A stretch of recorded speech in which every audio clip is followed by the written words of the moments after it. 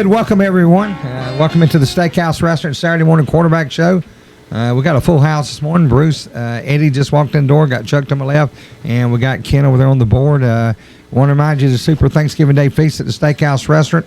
Thursday, starting at 11 o'clock, going to 2:30.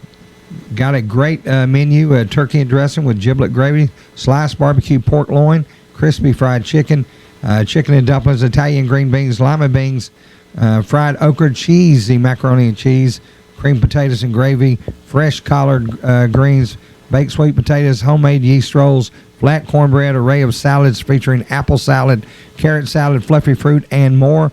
Featured desserts include banana pudding, pumpkin spice cake, chocolate delight, ice cream, and more.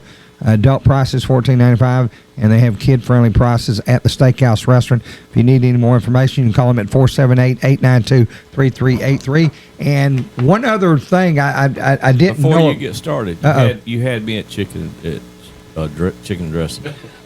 You didn't have to finish it. No, you got me at the dressing. Yeah. Dressing the gravy. Too, man. Listen, I can take a plate of that and just stop at that. Exactly. With the gravy. And the cranberry sauce. I mean, plenty of gravy and plenty of cranberry. I don't know what it is, but the last couple of years, that's become my favorite. Absolutely. Love it. You could have stopped there. Oh, absolutely. One other thing I need to point out also, last day for ordering meat off the grill out at the Harris's Country Meats out at 66 Old Cochran Highway. Last day for grill orders: smoked turkey, turkey breast, smoked ham, Boston butts, brisket, barbecue, and ribs. So when you get through at the steakhouse, have you some of this stuck away on the side over there, and you can nibble all weekend. Well, you got Thursday ball games, Friday ball games, Saturday ball games, Sunday ball games. I mean, just stock up. Oh, I love it. Everybody talks about Black Friday shopping. No, it's Black Friday football. Well, Chuck came in and asked me what game did I watch last night. I said, well, I tried to watch the Carrollton-Valdosta game, and I watched a lot of it. But a lot of what I watched was the back of my eyelids as I passed out in the recliner, which has become a everyday tradition now. You know, last night I went to Chris County, and it was a good game up until about the third quarter. That's when it kind of separated. But I was thinking, Thursday I was thinking about football. You know, I knew this was going to be our last week. Yep. Saturday morning quarterback show, and I was like, if you had to have a theme for this year, and I thought I brought you and Chuck into the mix. It's a growing pain season. Yes. Really, you think about it. Every team in this room that we pull for had growing pains. Yeah. And they really come out and played hard toward the end of the season. Even our studio was growing pains. Yes. You know, we started off, we added Chuck to the mix, which went to 3, and then we added a board band and the equipment. It was growing pains. This has been a year of growing pains. Well, we still got them. Yeah, well. To the phone line we go. On the line with us, Bethlehem Christian coach Bruce Lane. Good morning, Coach. Good morning. How are you? Good, Coach. Glad to have you with us this morning. It's always a pleasure to talk to you. And talk a bit about last night, Coach.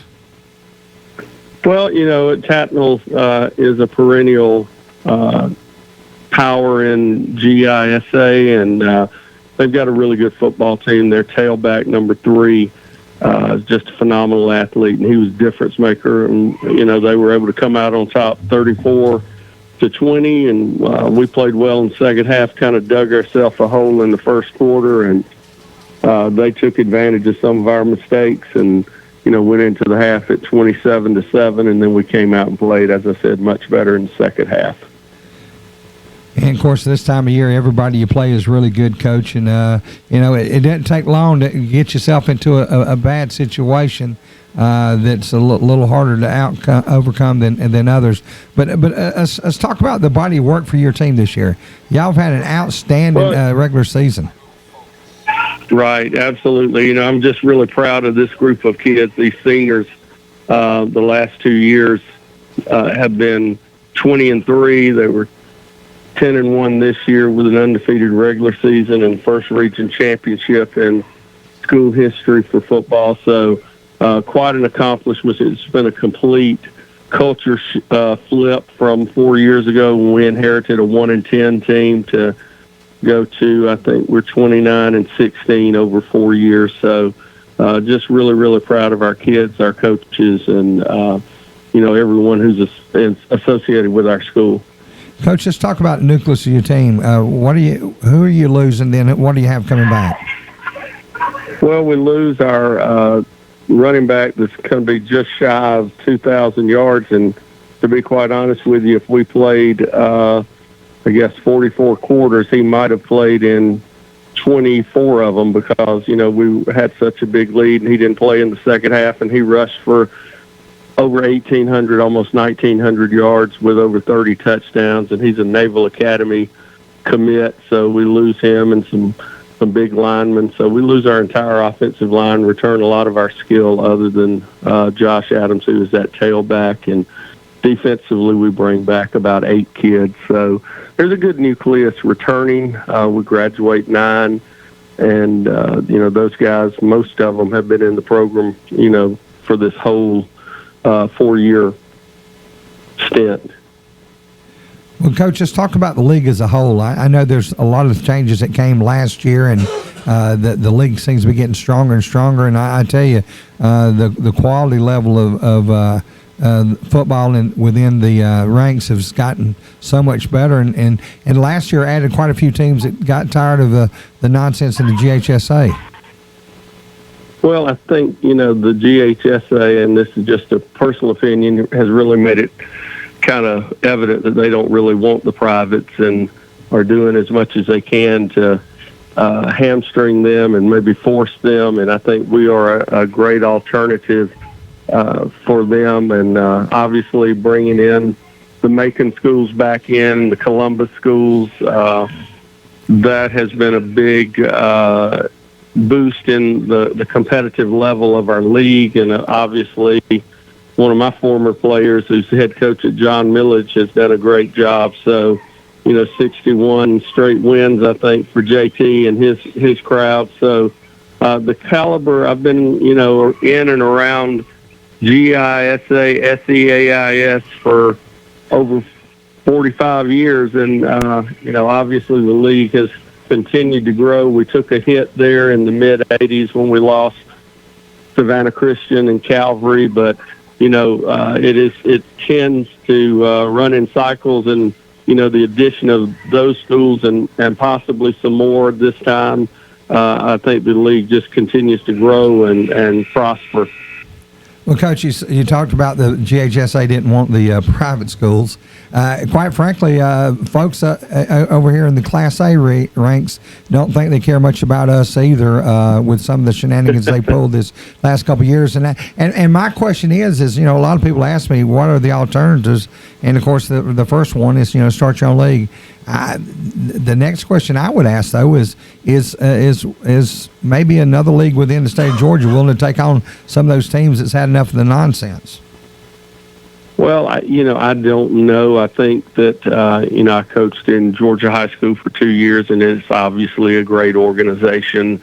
But like anything, there are hiccups and issues that you have to deal with. So I'm not real privy to anything that goes on. I just know that typically the bigger schools kind of run, have a bigger voice. Let me just say that, have a larger voice. And sometimes, and I coached in Class A public school for a couple of years, as I said, and it's just the nature of the beast, being one of the smaller schools and having a smaller voice, and they just have to get together and just speak as a group. I think the Eagles Landings and the Prince Avenues, they're not going anywhere. They're being forced to play up a little bit, but I'm not so sure that there aren't some of those fringe schools that aren't strongly considering a move our way.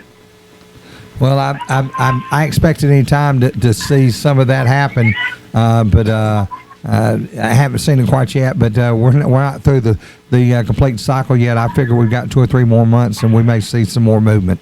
And I wouldn't be surprised. Right. And Coach, don't blame them at all. Don't blame them at all. Sure. But we'll just leave that to them. Well, Coach, let's talk about your. You've been doing this a long time, and Coach. How much have the kids changed?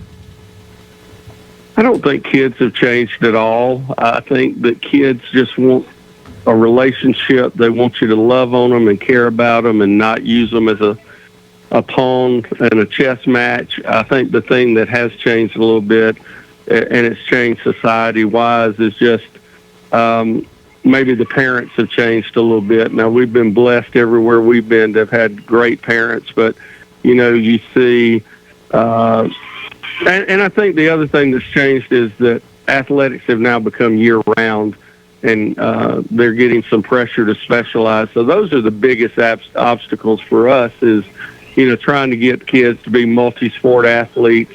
But, as far as our kids here and everywhere I've been, I've never had an issue with them coming to the weight room, them coming to practice and being on time. So we don't share some of those same horror stories maybe some of the other coaches have. But I do think it's, having good people to work with as your assistant coaches and then that care about the kids. And I think, once the kids know how much you care about them, then they're gonna do anything you ask them to do, and that's certainly been the blessing that we've had over the years that the good Lord's put us in some really good places around some really good people. Bethlehem Christian head coach Bruce Lane. Coach, always a pleasure to get caught up with you. Have a great off season, and we hope we can get you back in with us again next year. All right, thank you so much. Thanks for all you guys do. Thanks, Coach. We'll take a break. You listen to the Steakhouse Restaurant Saturday Morning Quarterback Show right here on the XL Sports Network. Fresh roasted hometown coffee from hometown people. Roasted right here in Hawkinsville. You can find them in several locations in Pulaski and surrounding counties. It's just good coffee. Check them out on Facebook or online at PulaskiBrewingCompany.com. Delicious Pulaski Brewing Company coffee can be found at Harris, Lisa's Corner Market, Bat's Drugs, and Hampton House Bakery. The Steakhouse Restaurant in Hawkinsville is the perfect spot for you to get some comfort food, some great Southern cooking.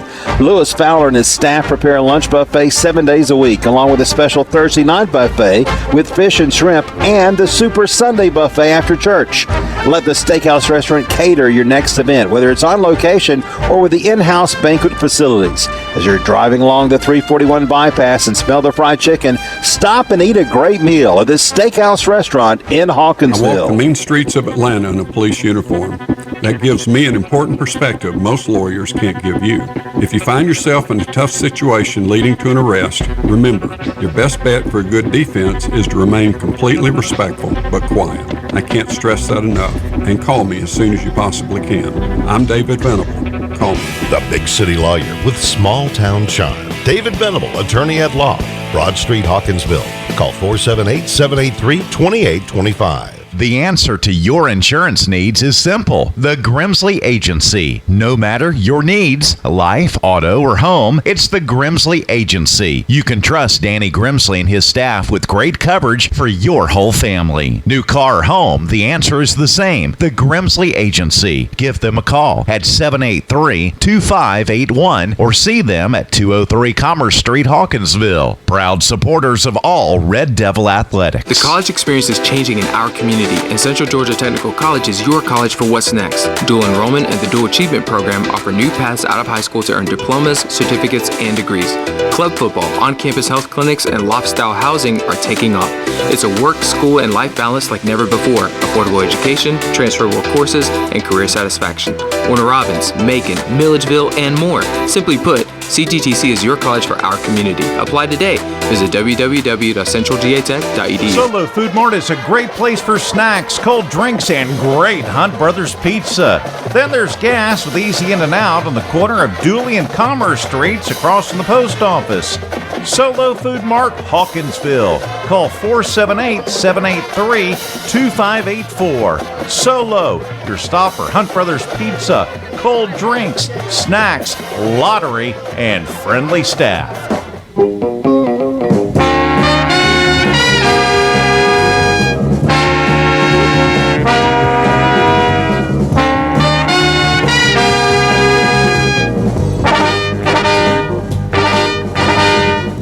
Welcome back into the Steakhouse Restaurant Saturday Morning Quarterback Show. Remind you of the Super Thanksgiving Day Feast at the Steakhouse Restaurant in Hawkinsville.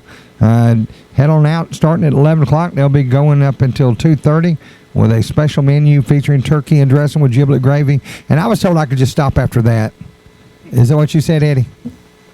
Yeah, you can stop right after that. But Lewis may want a little bit more given out there. Of course, the giblet gravy, sliced barbecue pork loin, crispy fried chicken, chicken and dumplings. Chuck, on the menu, what's your favorite? I'm with Eddie.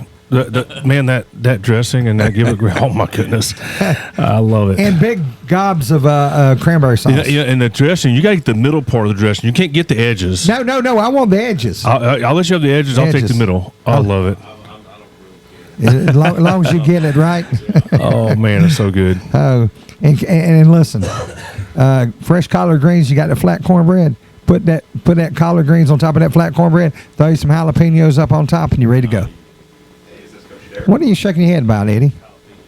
Jalapeno is good. Eddie, pull your mic in front of your mouth. About the only thing. Jalapenos destroy the taste. No, About the only thing they're not good on is milk and ice cream.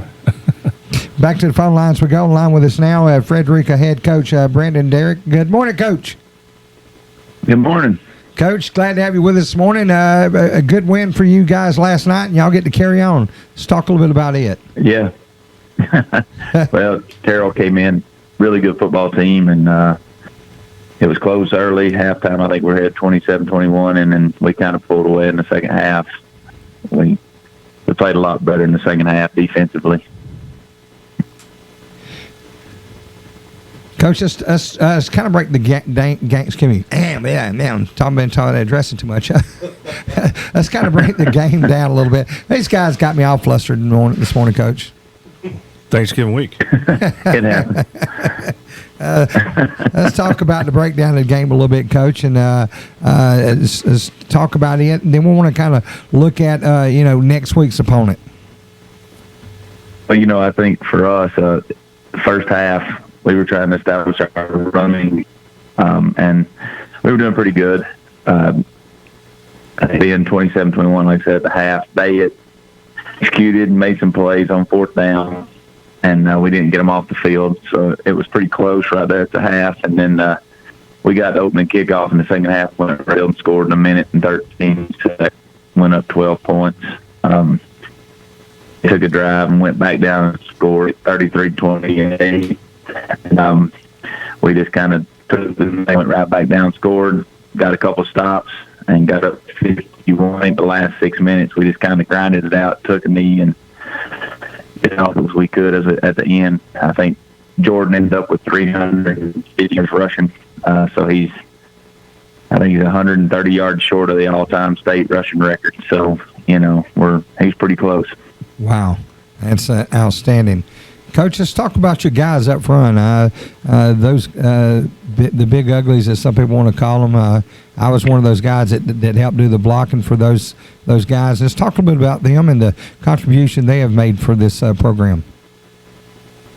The good news is they'll be back next year, but one.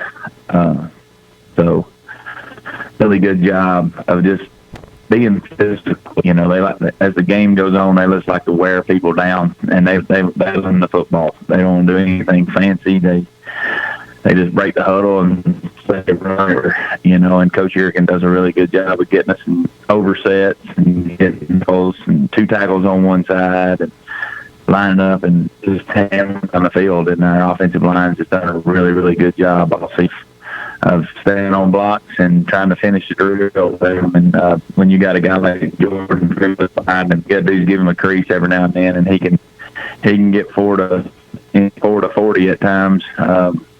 So he's an electric back, but he's also powerful. At 5'11", 205, the 4 or 540, he's pretty strong and pretty fast.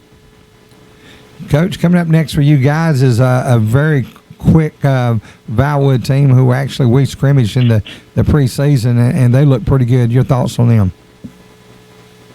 Very athletic, big offensive line, big defensive line. They've got a lot of speed.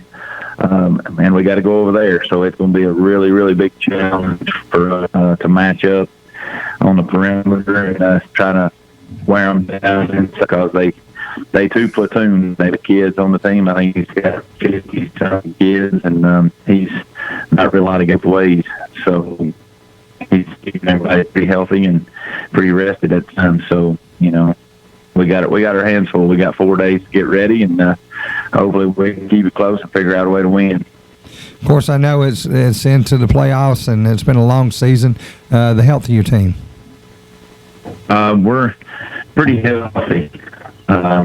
We lost our all-state linebacker about 3 games ago with a torn ACL. But other than that, we get everybody back and we're rolling. So, you know, hopefully by Tuesday we'll be as battle passy as we can be without Hamp. But you know, at this point of the year, you got to find somebody to plug in how to go play, and I think our guys that have went in and filled in for Hamp so far have done a really good job. Hayes Carter's played really well, so hopefully he can continue to do that, and we can figure out a way to get a few turnovers and hopefully upset Valwood over there.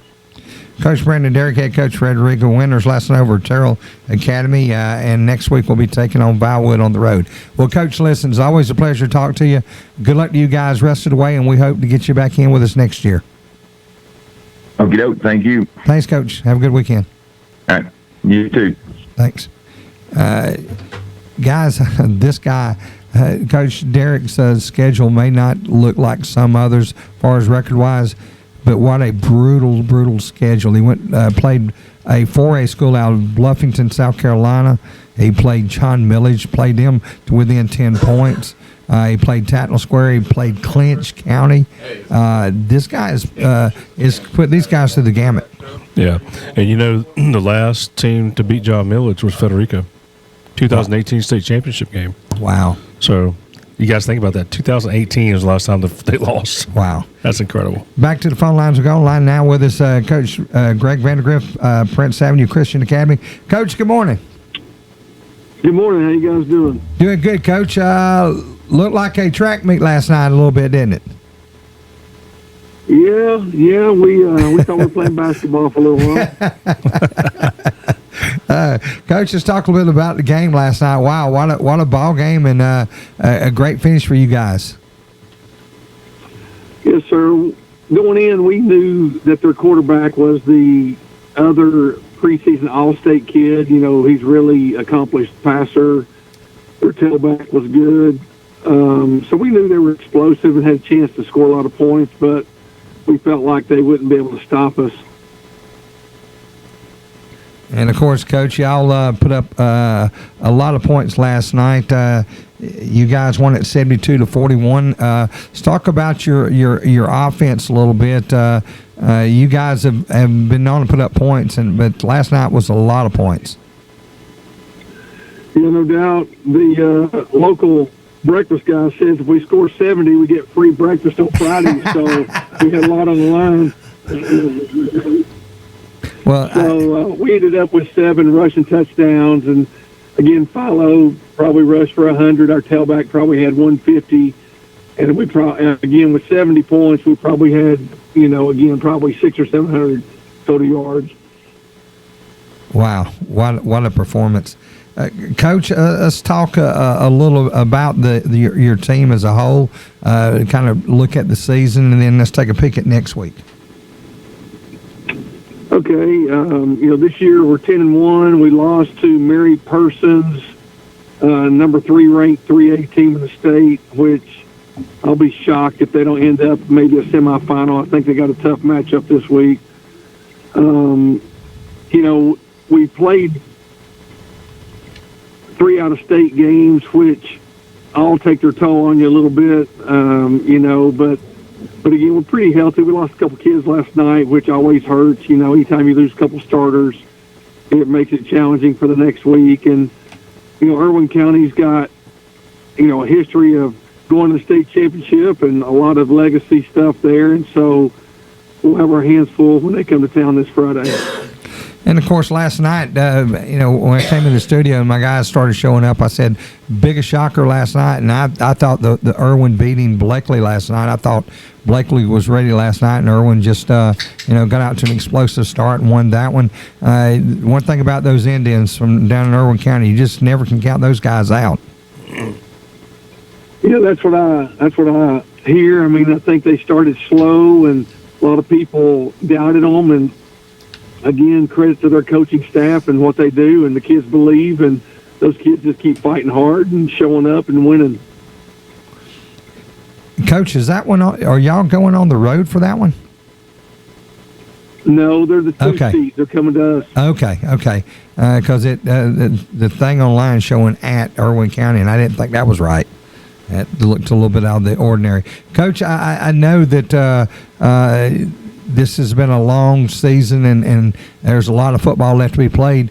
How's the health of your team right now?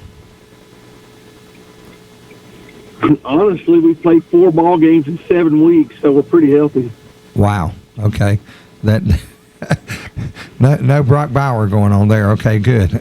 Well, Coach, as you look at this team and look to the future, how many seniors do you have on this squad? We have 9 seniors, 5 that play. Wow. So like you're set in pretty good shape. Coach, we should have 9 starters back on defense next year and 8 on offense. Man, that's amazing. I remember I guess about 7 or 8 years ago, Washington County lost 21 of 22 starters to graduation, and but you usually don't have that kind of turnover in the lower ranks. And it's what's your number of players you dress out now, Coach? We have about 55. And our freshmen and our junior class are our best classes right now. And that's one of the things that we've found the last few years in Hawkinsville is our senior classes the last probably 4 or 5 years have been less than 5 or less, but our incoming guys have been 20, 25 a class, and that's helped out a lot. So I guess there was a lot of babies born during those years. I guess so. You didn't expect that curve thrown at you, did you? No, I wasn't ready for that one. You never know on a Saturday morning, Coach. Coach, evidently. Coach, as you look at everything right now, the state of football, your thoughts on far as the NIL or any of that kind of stuff? Do you think it'll ever affect you guys or anything?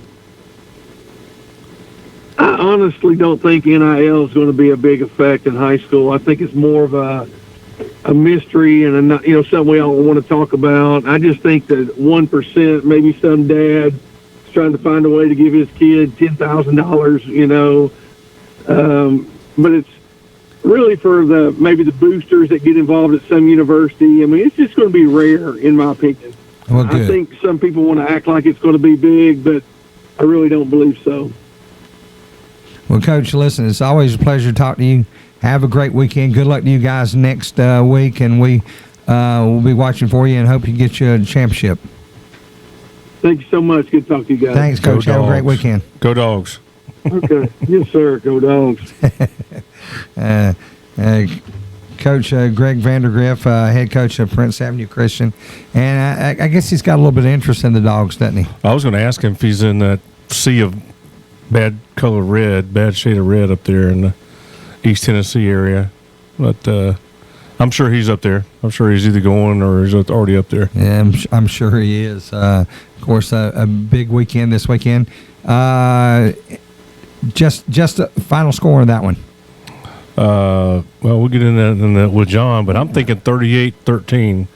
Eddie, you have a final pick in the Georgia-Tennessee game?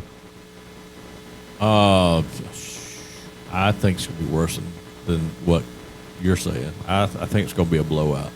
Yeah, I hope so. I just Tennessee's not that good. Georgia is. So and Georgia's the big thing is, to me, I can't understand why Tennessee's playing them at 4:00 in the afternoon. If you even want it to be close, you need that nighttime atmosphere, and they should be playing at 7:30. Yeah. But they don't set the schedules. Well, I'll go ahead and throw mine in. 49-17. We'll take a break. You listen to Steakhouse Restaurant Saturday Morning Quarterback Show right here on the XL Sports Network. Fresh roasted hometown coffee from hometown people, roasted right here in Hawkinsville. You can find them in several locations in Pulaski and surrounding counties. It's just good coffee. Check them out on Facebook or online at PulaskiBrewingCompany.com. Delicious Pulaski Brewing Company coffee can be found at Harris, Lisa's Corner Market, Bat's Drugs, and Hampton House Bakery. The Steakhouse Restaurant in Hawkinsville is the perfect spot for you to get some comfort food, some great Southern cooking. Lewis Fowler and his staff prepare a lunch buffet 7 days a week, along with a special Thursday night buffet with fish and shrimp and the Super Sunday buffet after church. Let the Steakhouse Restaurant cater your next event, whether it's on location or with the in-house banquet facilities. As you're driving along the 341 bypass and smell the fried chicken, stop and eat a great meal at the Steakhouse Restaurant in Hawkinsville. Let's play Who Wants to Volunteer in Your Community with Ella in Santa Monica, California. Hey, wait, I don't want to volunteer. Volunteering can really be fun. In fact, we've asked your entire algebra class here to tell you more. But we were thinking that you should start tutoring people because you're all like smart and stuff. I should? You free tonight? Sure. To find out ways you can volunteer in your community, log on to teensvolunteer.org. Do what you like to do. Volunteer. A public service message brought to you by the USA Freedom Corps, the U.S. Department of Justice, the Crime Prevention Coalition of America, and the Ad Council. For all your tax needs and IRS e-file in Middle Georgia, it's Lester's Income Tax Service at 99 Commerce Street, Hawkinsville. Call 478-783-1650. Best of luck, Red Devils. The college experience is changing in our community, and Central Georgia Technical College is your college for what's next. Dual enrollment and the Dual Achievement Program offer new paths out of high school to earn diplomas, certificates, and degrees. Club football, on-campus health clinics, and loft-style housing are taking off. It's a work, school, and life balance like never before. Affordable education, transferable courses, and career satisfaction. Warner Robins, Macon, Milledgeville, and more. Simply put, CTTC is your college for our community. Apply today. Visit www.centralgatech.edu.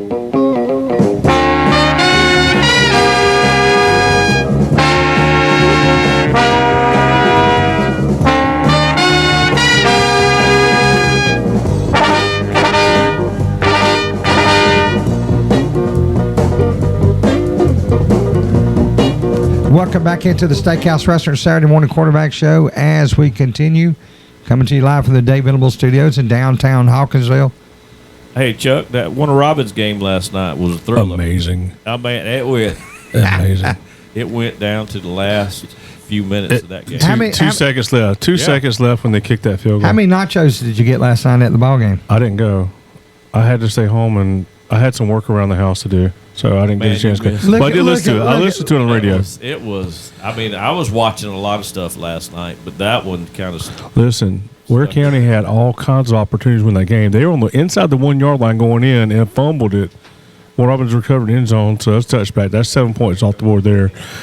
Warner Robins had an interception in the end zone, another 7 points, and they blocked the field goal. We were we stopped at Buc-ee's last night coming back through from where we are. Yeah.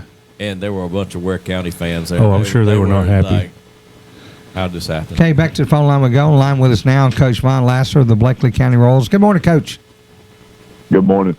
Coach, glad to have you with us this morning. I'm sure you were hoping for something totally different, and quite frankly, I was hoping so too. Yeah, I appreciate that. Yeah, we just be quite honest with you, got dominated in every aspect of the game. We got it's just a bad night for the Royals for sure. Coach, let's kind of break down your season and talk about your graduating class, and then want to look at the guys that's coming back.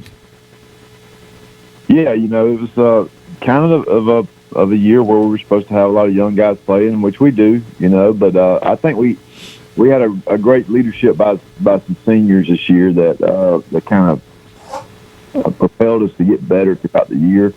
I'm really proud of those guys. The guys that a lot of them didn't play a whole lot up until their senior year, but they bought into our program, our culture, and they started doing things the way we wanted them to do them a long time ago, and it really paid off for them. And they had a good year. Coach, your season started way back in August with a come-from-behind win over Dodge County, and then you went into Wilcox, and it started there. let's talk about the progression of your team. Your team, I know when we scrambled y'all, you looked a little bit young around in certain places, but gosh, as the season went on, your guys really, like you said, bought into the program and really got really good.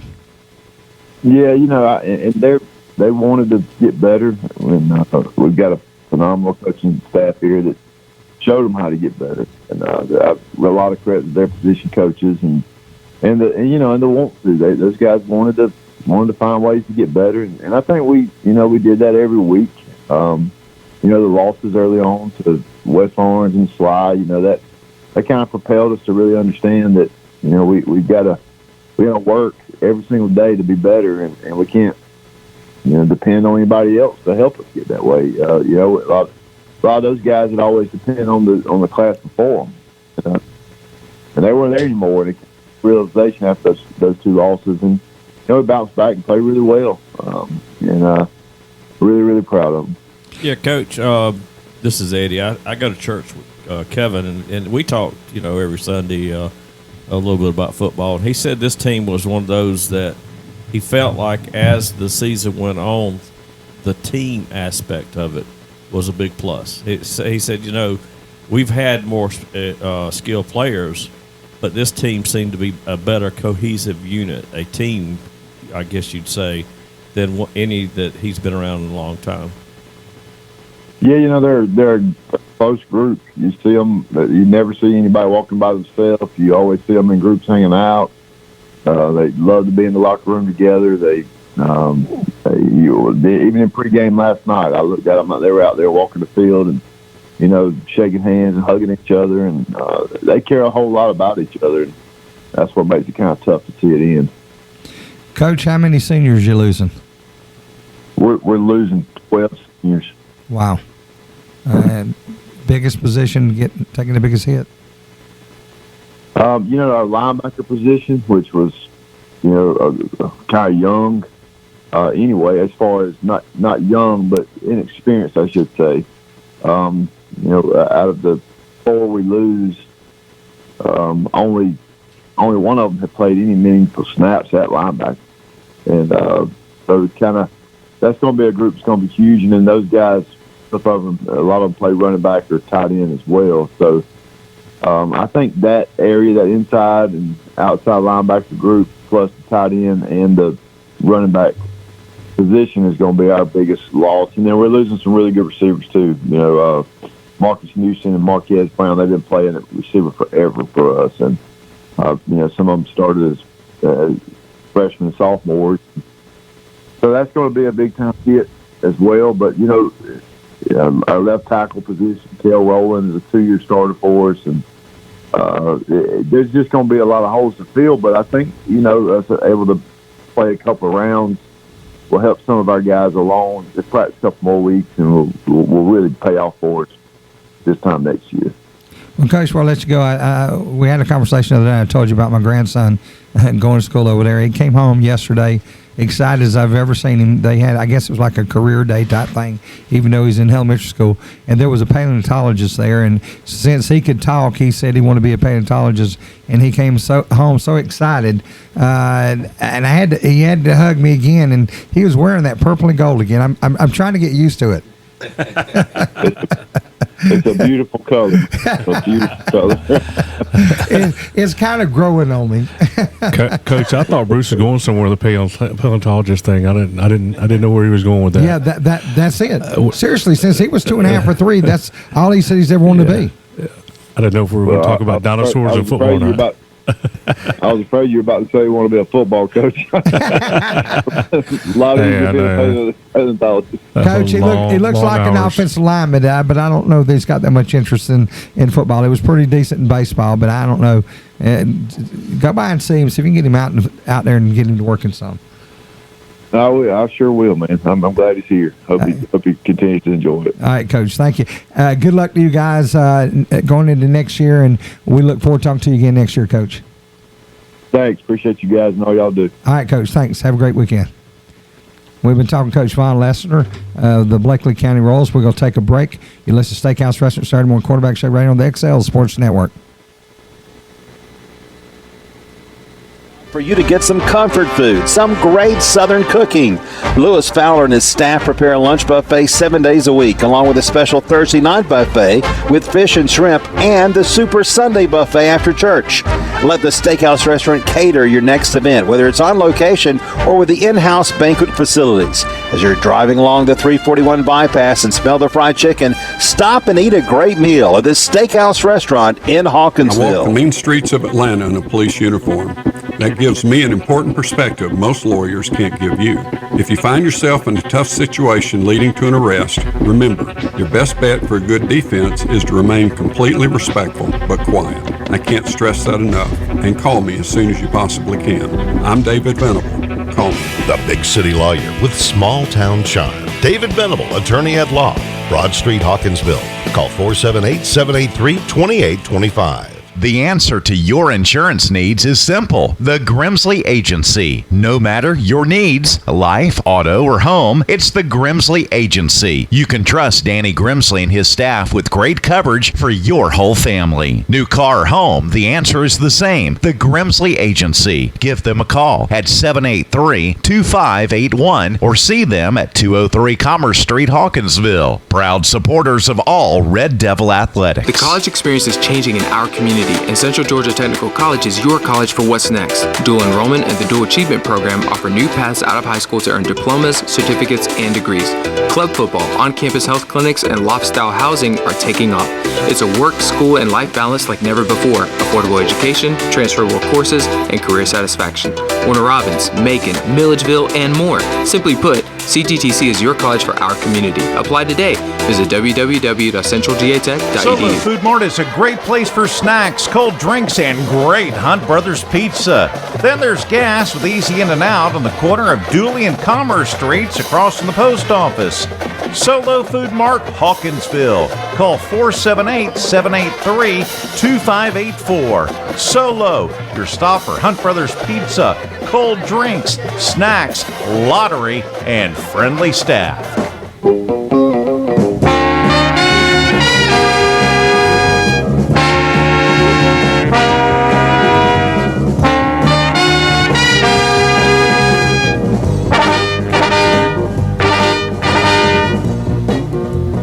Welcome back into the Steakhouse Restaurant Saturday morning quarterback show as things begin to heat up here on the Saturday morning. As I cut the air down and get it nice and cool in here finally. Jeez. Yeah, I was sweating in here. Well, it was all this hot air you guys brought in. And hey, next Saturday, I was looking at the weather forecast in Ann Arbor, Michigan, where I'm going to be, and high of 33. You won't see Jim Harbaugh. No. Well, we might be hanging out in the same place to watch the game. Yeah. Hey, maybe sit beside me in the stands. He looks so much like, who was it used to be at Bo, the coach at Michigan years ago? Schembechler. Yeah. He looks so dang much like him. Well, he's except trying got to. hair. I know. He's got the glasses and everything, and it's working. I've been to camps with him before, man. He walks down the field with cleats on. Quick question: do you think he should be sidelined or not? I don't. To be honest with you, I don't think so. I don't think due process has been done. I will tell you what has happened. The Big Ten did it to save face. Yeah. They never expected it to go like it did. Mm-hmm. They never expected him to drop the lawsuit because what they wanted was for him to win the lawsuit and be on the sideline. They wanted to be able to say, well, we did what we did. All right. But it didn't work out Well, like there's still new stuff coming out, so that means due process has not been done. Go ahead, Bruce. No, it didn't.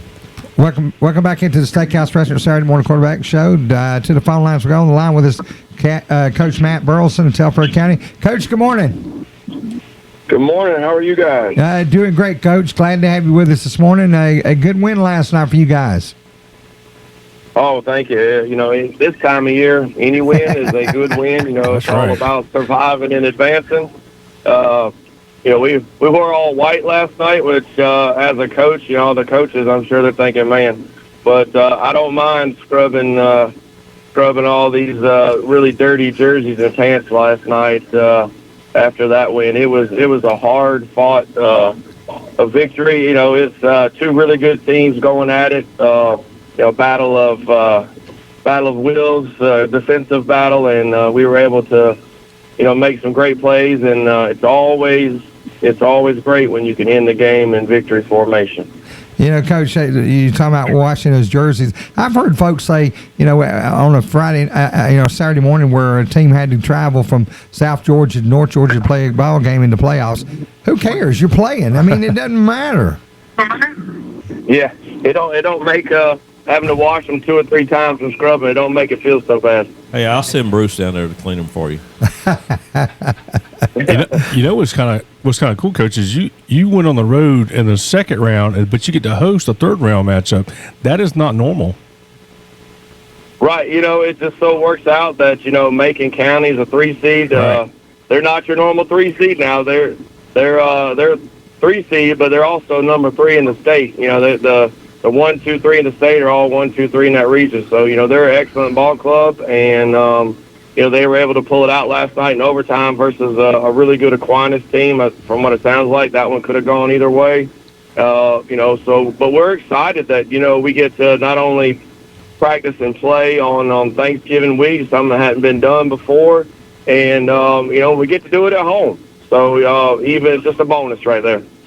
There's nothing better, Coach. I remember the years I'd go to the stadium out here and walk with Lee, and while the guys are practicing and have conversation, it's nothing better than football practice on a Thanksgiving day. That's great. Right. That's right. It's a blessing. Yeah, it's one of those sacred things, and it's a high honor and something we always wanted to do. And I'm so glad that these kids and our coaching staff and community, they get to experience this, because it's a really big deal. You know, there's only 8 teams in each classification that get to do this. So I want these guys and this community to understand how special this truly is. And you know, we'll go out and get after it on Friday, but of course enjoy the moment. Coach, Portal team last night. Tell us a bit about the game, but we got to see them early in the season. They have a lot of pieces to the puzzle. They're a pretty good team, aren't they? Yeah, they've got a kid at quarterback that is an amazing athlete. I mean, he's like trying to catch a greased pig back there. Elijah Coleman. Yeah, of lightning in a bottle. You know, he's a great one, and I felt like, you know, we did a pretty good job of keeping him corralled and umbrellaed in for the vast majority. Our defense was outstanding last night. And we got after, got some good hits, and we actually, what kind of ended the game was we got through. We got a big hit on him, ball goes up in the air, and we get an interception, and we're able to get a first down and then take a knee. So, but then they got a receiver that's 6'4", 6'5", and committed to the University of Florida. You know, but you know, those obviously are 2 marquee players, but they got some other great looking athletes that are phenomenal as well. I don't know their names, but 0, 1, and 8, and then 42 is your good old school Mike linebacker, and they have a great team, and Coach McTeachin has those guys coached up. Yeah, but you have that one thing that I think always wins. You got that line play, offense and defensive line. Of everybody we watched this year, I told Bruce, I said, that's the best playing coached offense and defensive line I've seen all year, and that was y'all's line, both sides. Well, you know, it's everybody knows. I know it's cliche and everything, but the game's won down there in the trenches. It starts up front with both sides of the ball, and you know, we're actually a little young on the offensive line this year. We lost 3 starters, but this new group is really starting to come together, and they're growing up. You know, we're glad that we'll have the majority of them back next year. And then our D-line, very talented D-line. They're physical. They get after it, and they're coached up well. And our O-line coach does a great job. Our D-line coach does a great job, and I'm just glad to be a part of it with them. And then you got that one thing that we noticed, too. Your coverage in the defensive backfield, y'all got speed to an excess. Yeah, our DB coach does a great job with them, you know, and they take pride in coverage. I would say we had 2 interceptions last night. Our free safety made a beautiful interception over the middle of the post route, jumping out. He's only about 5'9", 5'10", but he out jumped that big receiver going to Florida for a pig. So that was that was fun to watch. They're a highly competitive group. They get after each other in practice, which I love because, as we know, competition breeds success. And they take it personal when someone catches a ball on them. So it's just something you love to see as a coach. They coach themselves. So and that's what you want. You want a player-led team. And heck, I didn't even have to say anything at halftime. The seniors handled it. So that's what you want to see. Well, if you ask me and Bruce, they also have one thing that we both agree on: one of the best head coaches in the state of Georgia. So you got to pat yourself a little bit on that. I appreciate that, but I'm blessed to have a great group of kids and administration that loves seeing all of our kids be successful. And I got a great coaching staff that loves these kids, and it's fun to come to work. It's not a job. I just love being here with these kids every day and seeing them mold into great young men. Well, Coach, congratulations on victory last night. Good luck next week, and we'll talk to you again next year. All right, Bruce. Hey, I'll leave the locker room door unlocked before you come help me finish these jerseys. All right, I'm on my way. All right, thanks, guys. All right. Coach Matt Burleson, head coach of Telfair County, winners over Portal 14-12 next week on the at home, hosting the Macon County Bulldogs. Yeah, it's going to be a good one. But yeah, he is. Matt's, to me, one of the better coaches in the state of Georgia. Has been for a long time. Telfair needs to consider himself lucky. He'll be hosting our good friend Dexter Copeland next week. Yeah. Old Dexter. Yep. That's going to be a good one, Bruce. I thought he was going to leave the kitchen door open so I could get to the refrigerator. I mean, jeez. You're going down and having jerseys. No jerseys this week. Back to the phone line we go. Online with Coach B.F. Parsons, head coach of Rockmart. Winners last night, 56-14 over Union County. Coach, good morning. Good morning. How are you guys? Coach, not as good as you. Congratulations. Great win last night. Thank you, sir. Appreciate it. Well, Coach, let's talk a bit about your ball game last night and how it unfolded, and tell us about your stars on both sides of the ball a little bit. Yeah, well, what a perfect night weather for high school football last night in the state of Georgia. It was sweating a little bit on the sidelines for once. It started off where defense got on the field first and forced a 3 and out, and we were able to take the first drive and score, and had a lot of energy and credit to Union County. They came back and matched it, made it 7-7, and it kind of went back and forth a little bit. Both offenses kind of stalled out. We were fortunate to get a turnover there late in the second quarter, and we pushed it to 21-7 at halftime. Made a couple adjustments, and credit to our guys, man. They came out with blaze of glory and had a really big third quarter. Defense had several. I think we ended up with 4 turnovers on defense, and then our quarterback threw for 4 touchdowns last night. Tristan Anderson had 2 touchdowns receiving, and he also had a pick as well. So he had a really big game for us. Our quarterback, Callion Thompson, like I said, had 4 touchdowns. And then I think we had 2 or 3 other running backs that scored as well. So big night for Rockmart. Coach, let's talk a little about your defense, who has played very well for you guys all year, and what you expect going into next week from them as well. Well, yeah, our defense has played really well. We're undersized, but we use our speed kind of as our strength.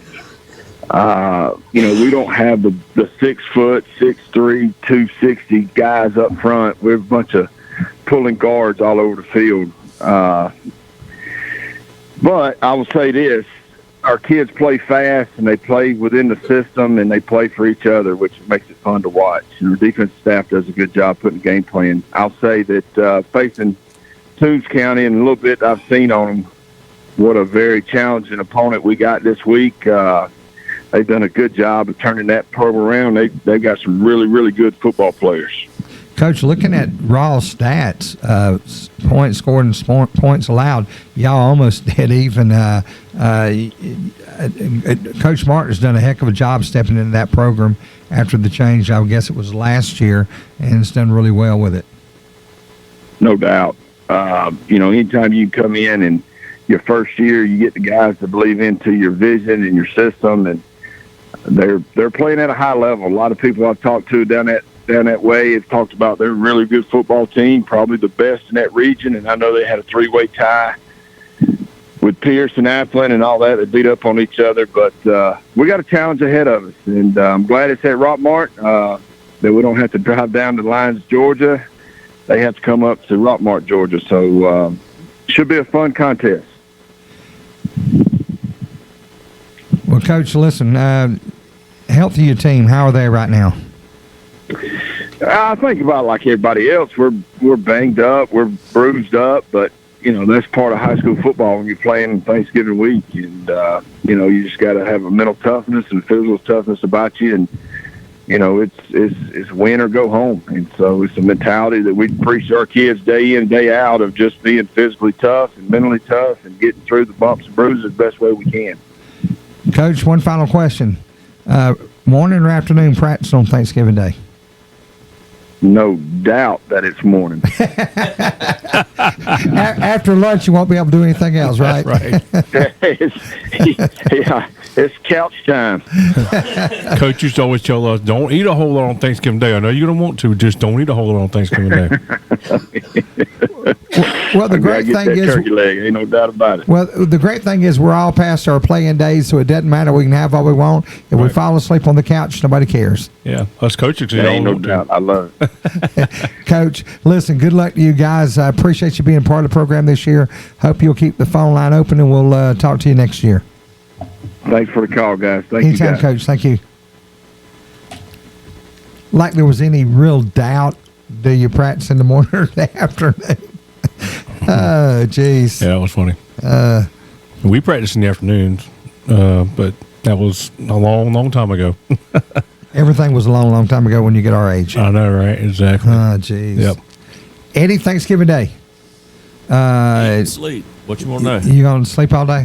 I'm going to eat, then I'm going to sleep. You know what I found lately? I I'm watched going to a food coma in front of the TV watching the Lions finally win a game.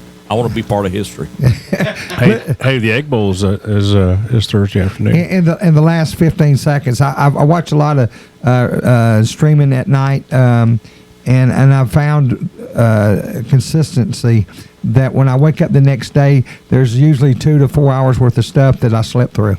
Well, we're going to take a break. You listen to Steakhouse Restaurant Saturday Morning Quarterback Show right here on the XL Sports Network. When I say Hawkinsville Dispatch and News, few things pop into your mind. Community involvement, community awareness, covering what matters to the people of Pulaski County and serving the area since 1866. However, it is much more than that. It's office supplies for home, business, or school. It's also your headquarters for large print copies for all your business and construction needs. So when you need a copy of your construction plans, no need to go out of town. See Chuck and his staff. You may call today, 783-1291, or see them at 329 Commerce Street, Hawkinsville. Hawkinsville Dispatch and News, serving the finest people in the world since 1866. Tell everybody you know, the best music is on the river.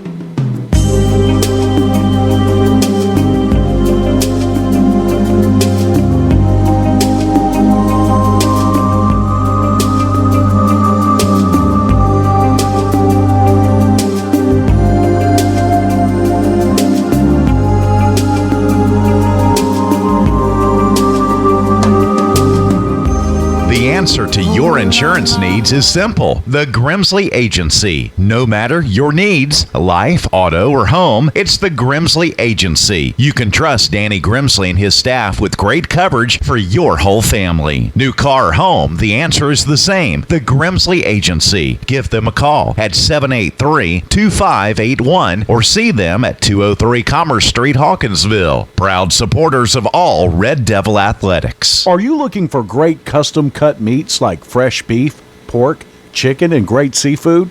How about a place that specializes in fresh and smoked sausage made in-house? It's Harris Country Meats and Grocery. They also offer a full line of deli with smoked brisket, roast beef, barbecue, plus much, much more. Harris Country Meats also offers hunting and fishing supplies, plus a full garden center. That's Harris Country Meats and Grocery, family owned and operated since 1943. Call 478 783-3276 or see them at 66 Cochran Highway in Hawkins. The college experience is changing in our community, and Central Georgia Technical College is your college for what's next. Dual enrollment and the Dual Achievement Program offer new paths out of high school to earn diplomas, certificates, and degrees.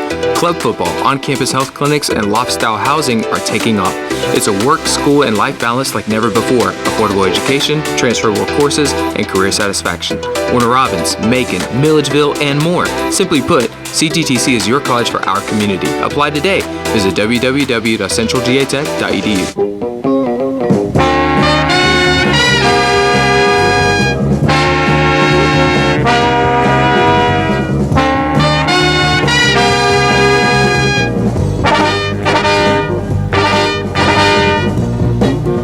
Welcome back into the Steakhouse Restaurant Saturday Morning Quarterback Show as we pause 10 seconds to allow our stations to identify themselves right here on the XL Sports Network.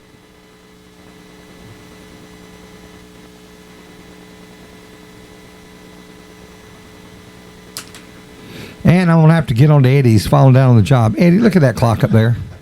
Time change. You didn't fix the clock.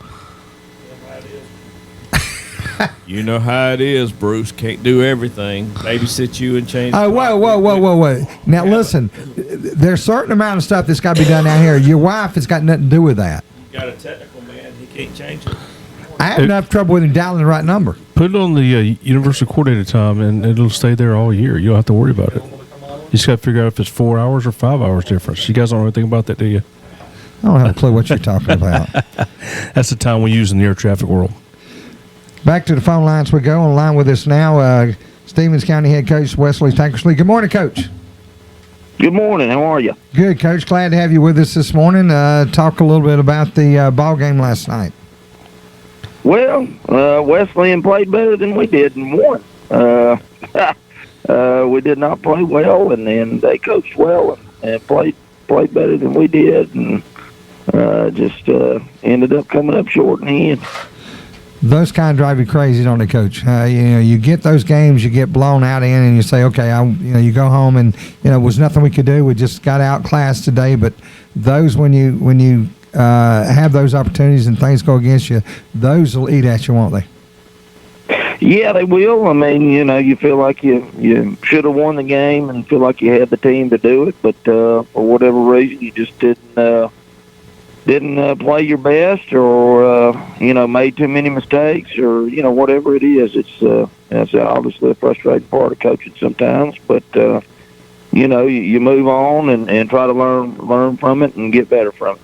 Coach, let's talk about your season, how it unfolded, and then let's take a look at your players you're losing this year, and then take a peek at those you got coming back. Yeah, I mean, 10-2 year. If you had told me at the first of the year that we were going to be 10-2, I would have definitely taken it. Although it doesn't feel good today because you felt like you could have done even better. But we had a good senior class this year. Some guys from Aiden Butts was a defensive end tight end for us that going to go to Middle Tennessee State. He was a big part of it. Jason Smith was a receiver, defensive back for us that had an outstanding season. He's probably going to end up going to Wofford. And then, had a bunch of other guys, Dawson Childs, had 4 offensive linemen, a good group of young men that, that I'm going to miss. But, we got a good group coming back still, especially skill-wise. Got a running back coming back that had over 1,500 yards this year. Got a quarterback coming back. So we got a lot of skill coming back. Going to have to find some linemen, but, feel good about, what we're doing going forward. Got a new region that's going to be really tough with Prince Avenue and Hebron Christian both in there. Hoping we can just get as good as we can get before the playoffs next year. With it being that public school only in 2A, so that's going to be a definite interesting twist, something new for us. I was going to ask you about the new region situation. I hadn't looked at it until you just mentioned it, and I looked, wow. Yeah, wow. Is the word. So, goodness gracious. There's 4 private schools in 2A, and we end up with 2 of them in our region, and 2 are probably the best ones. But hey, that's the way it goes.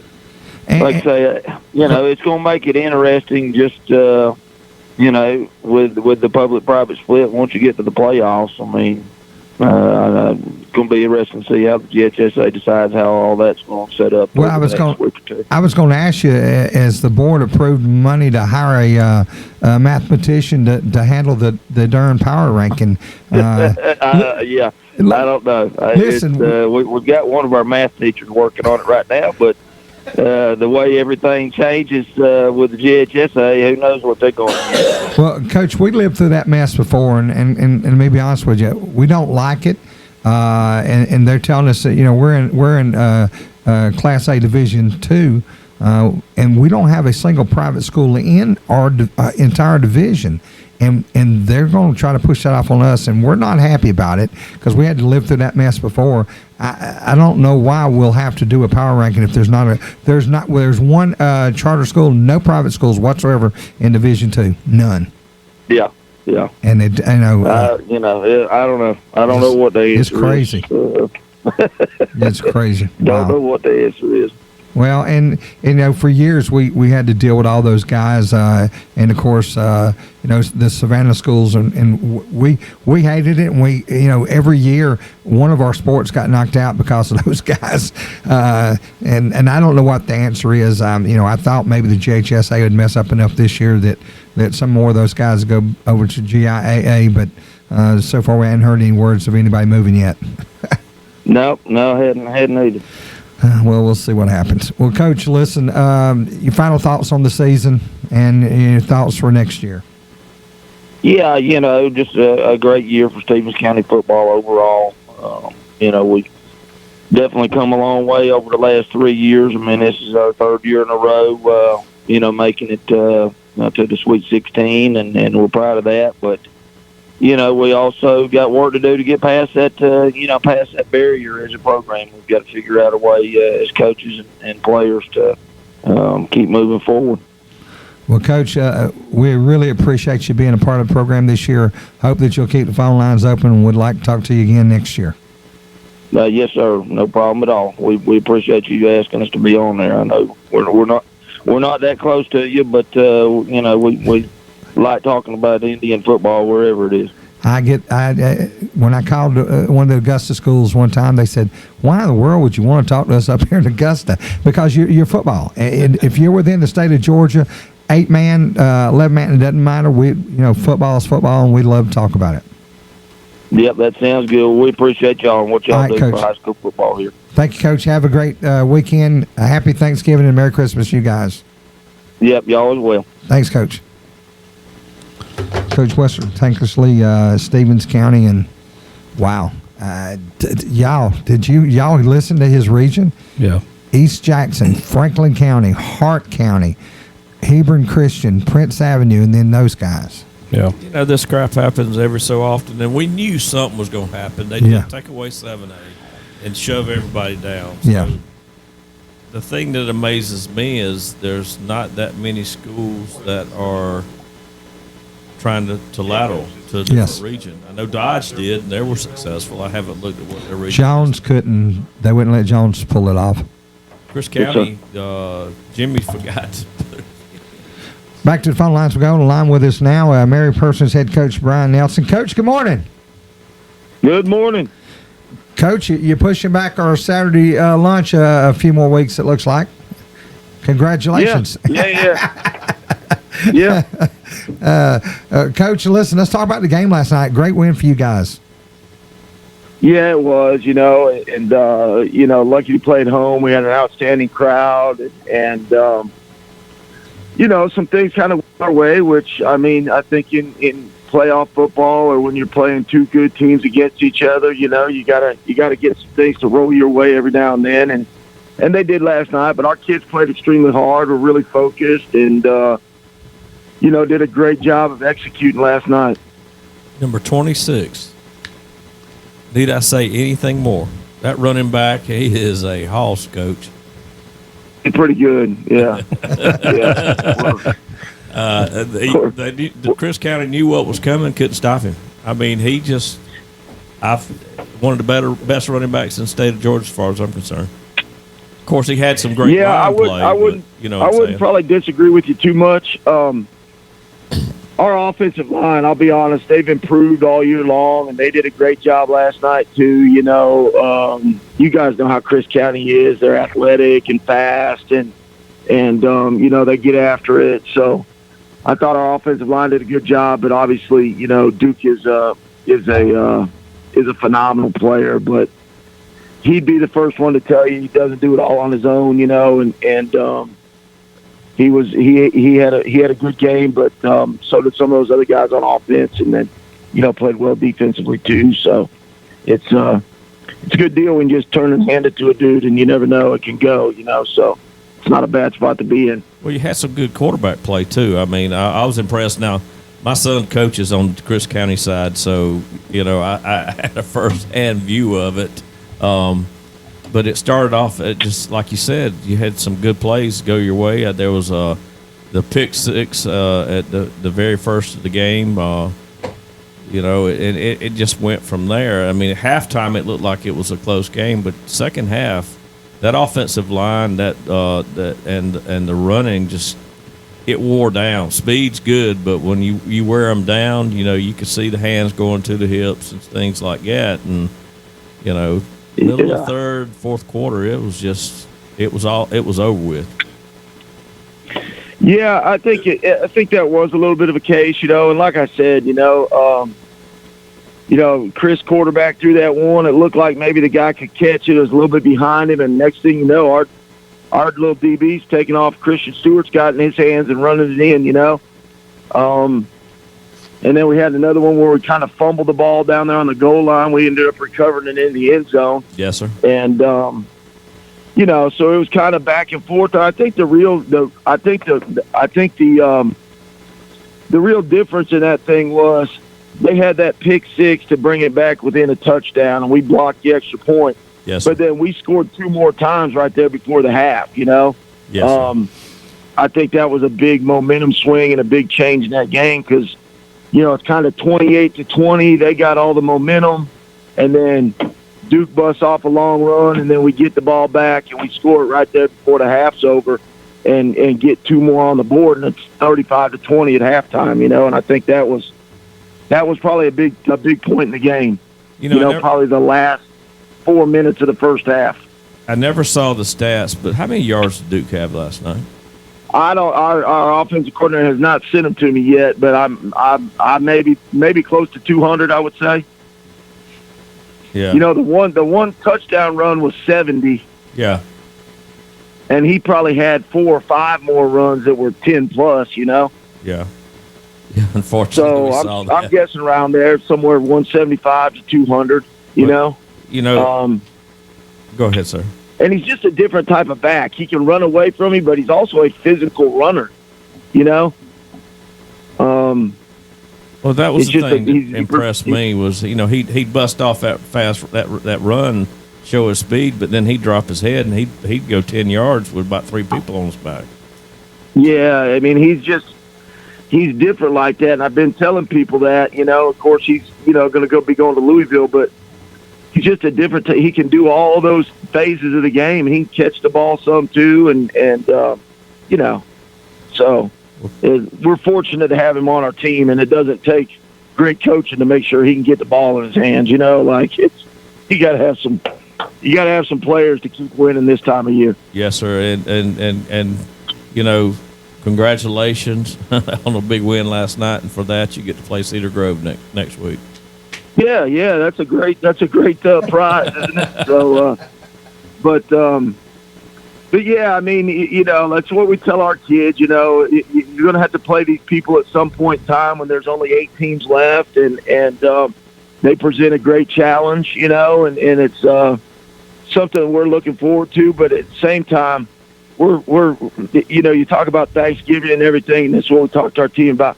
We're just thankful to be having another week together. You know what I mean? And being able to practice this week means a lot, not only to our team and our kids and our coaches, but it means a lot to our community up here in Forsyth. You know, it's still, as much as it is, and you guys know this in Hawkinsville and Cordele and stuff, it's still small town USA, you know, and Yes, sir.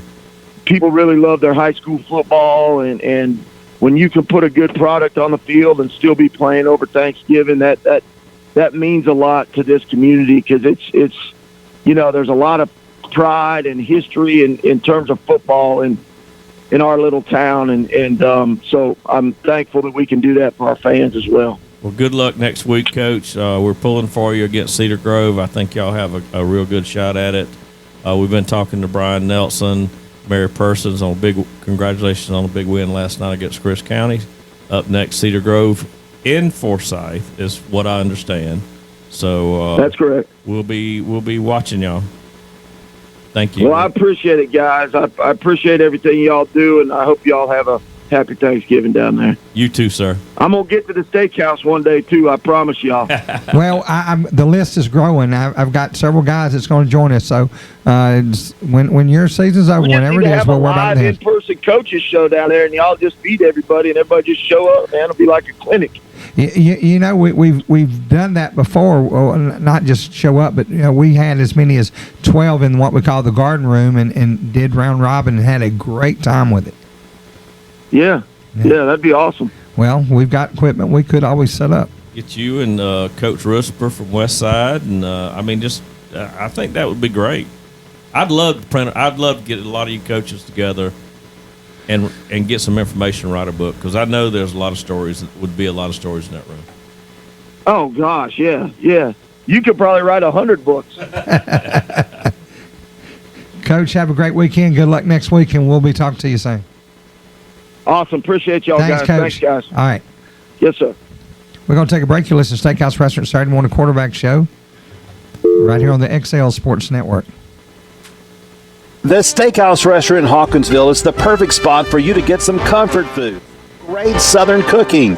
Lewis Fowler and his staff prepare a lunch buffet 7 days a week, along with a special Thursday night buffet with fish and shrimp and the Super Sunday buffet after church. Let the Steakhouse Restaurant cater your next event, whether it's on location or with the in-house banquet facilities. As you're driving along the 341 bypass and smell the fried chicken, stop and eat a great meal at the Steakhouse Restaurant in Hawkinsville. The college experience is changing in our community, and Central Georgia Technical College is your college for what's next. Dual enrollment and the Dual Achievement Program offer new paths out of high school to earn diplomas, certificates, and degrees. Club football, on-campus health clinics, and loft-style housing are taking off. It's a work, school, and life balance like never before. Affordable education, transferable courses, and career satisfaction. Warner Robins, Macon, Milledgeville, and more. Simply put, CGTC is your college for our community. Apply today.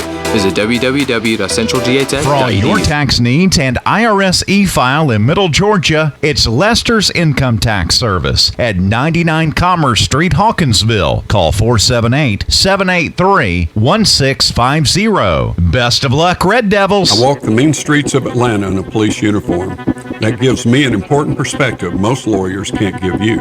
If you find yourself in a tough situation leading to an arrest, remember, your best bet for a good defense is to remain completely respectful but quiet. I can't stress that enough.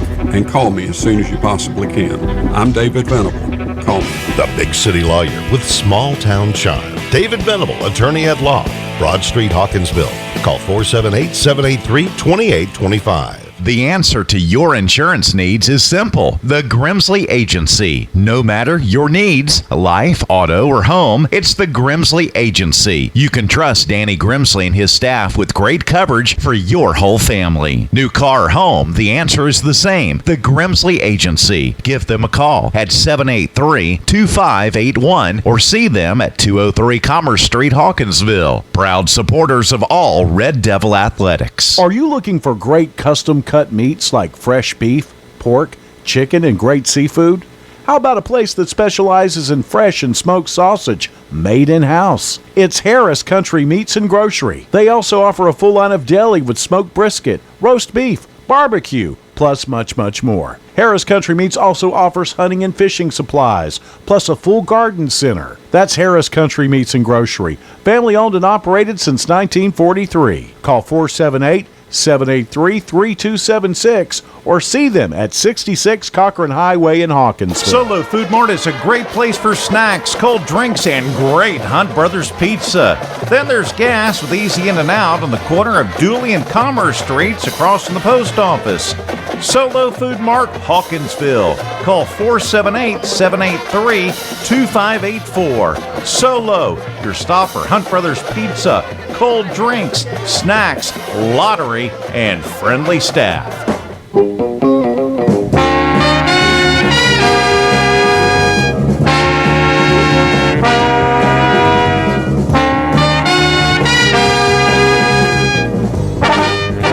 Welcome back into the Steakhouse Restaurant Saturday morning quarterback show as we continue. Bruce, you're going to have family coming in this week, aren't you? Yeah. Sissy's going to be home. Sissy will be here tomorrow still, and his family will be in here Tuesday afternoon. The gang will be all here. Sissy's going to be cooking for, she says mama, but I'm pretty sure it's daddy. Yeah. You got to let her believe anyway. Yeah, I got to let Angela think that she's the important one, but nah, it's always dad. Sissy's daddy's girl. Yeah, always. And you always hear that story out of mom that, she is her, but that's not the way it is. You know the real story. I know the real story. And let's see, what was it back in the day and now the real now back to the phone line we go. On the line with us, Coach Danny Brent Benedictine. Coach, good morning. Good morning. How you doing? Doing good, Coach, but not quite as good as you guys are. Congratulations on the win last night. Well, thank you. It was a good one. Very proud of it. There's nothing better than playing football this time of year. It is. It's great. And, we tell the guys when they come in as freshmen that we plan on practicing on Thanksgiving. That's just part of what we do, and glad to be doing it once again. Oh, absolutely. Coach, just walk us through the game last night and tell us a little bit about how it unfolded and tell us a little bit about your offensive side, your stars there, and then your defense a little bit. Yeah, well, we did what I guess is our MO, and started slow, and LaGrange took the ball, drove it down on us, and we held them to a field goal attempt, and they missed it. So we felt good. Kind of didn't do much with the ball then, gave it back to them, and they ended up scoring first on us. What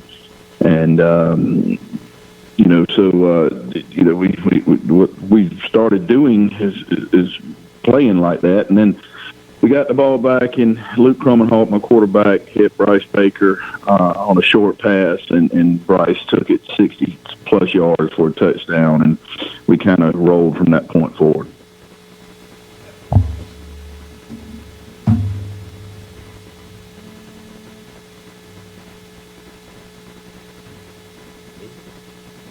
Coach, you still there?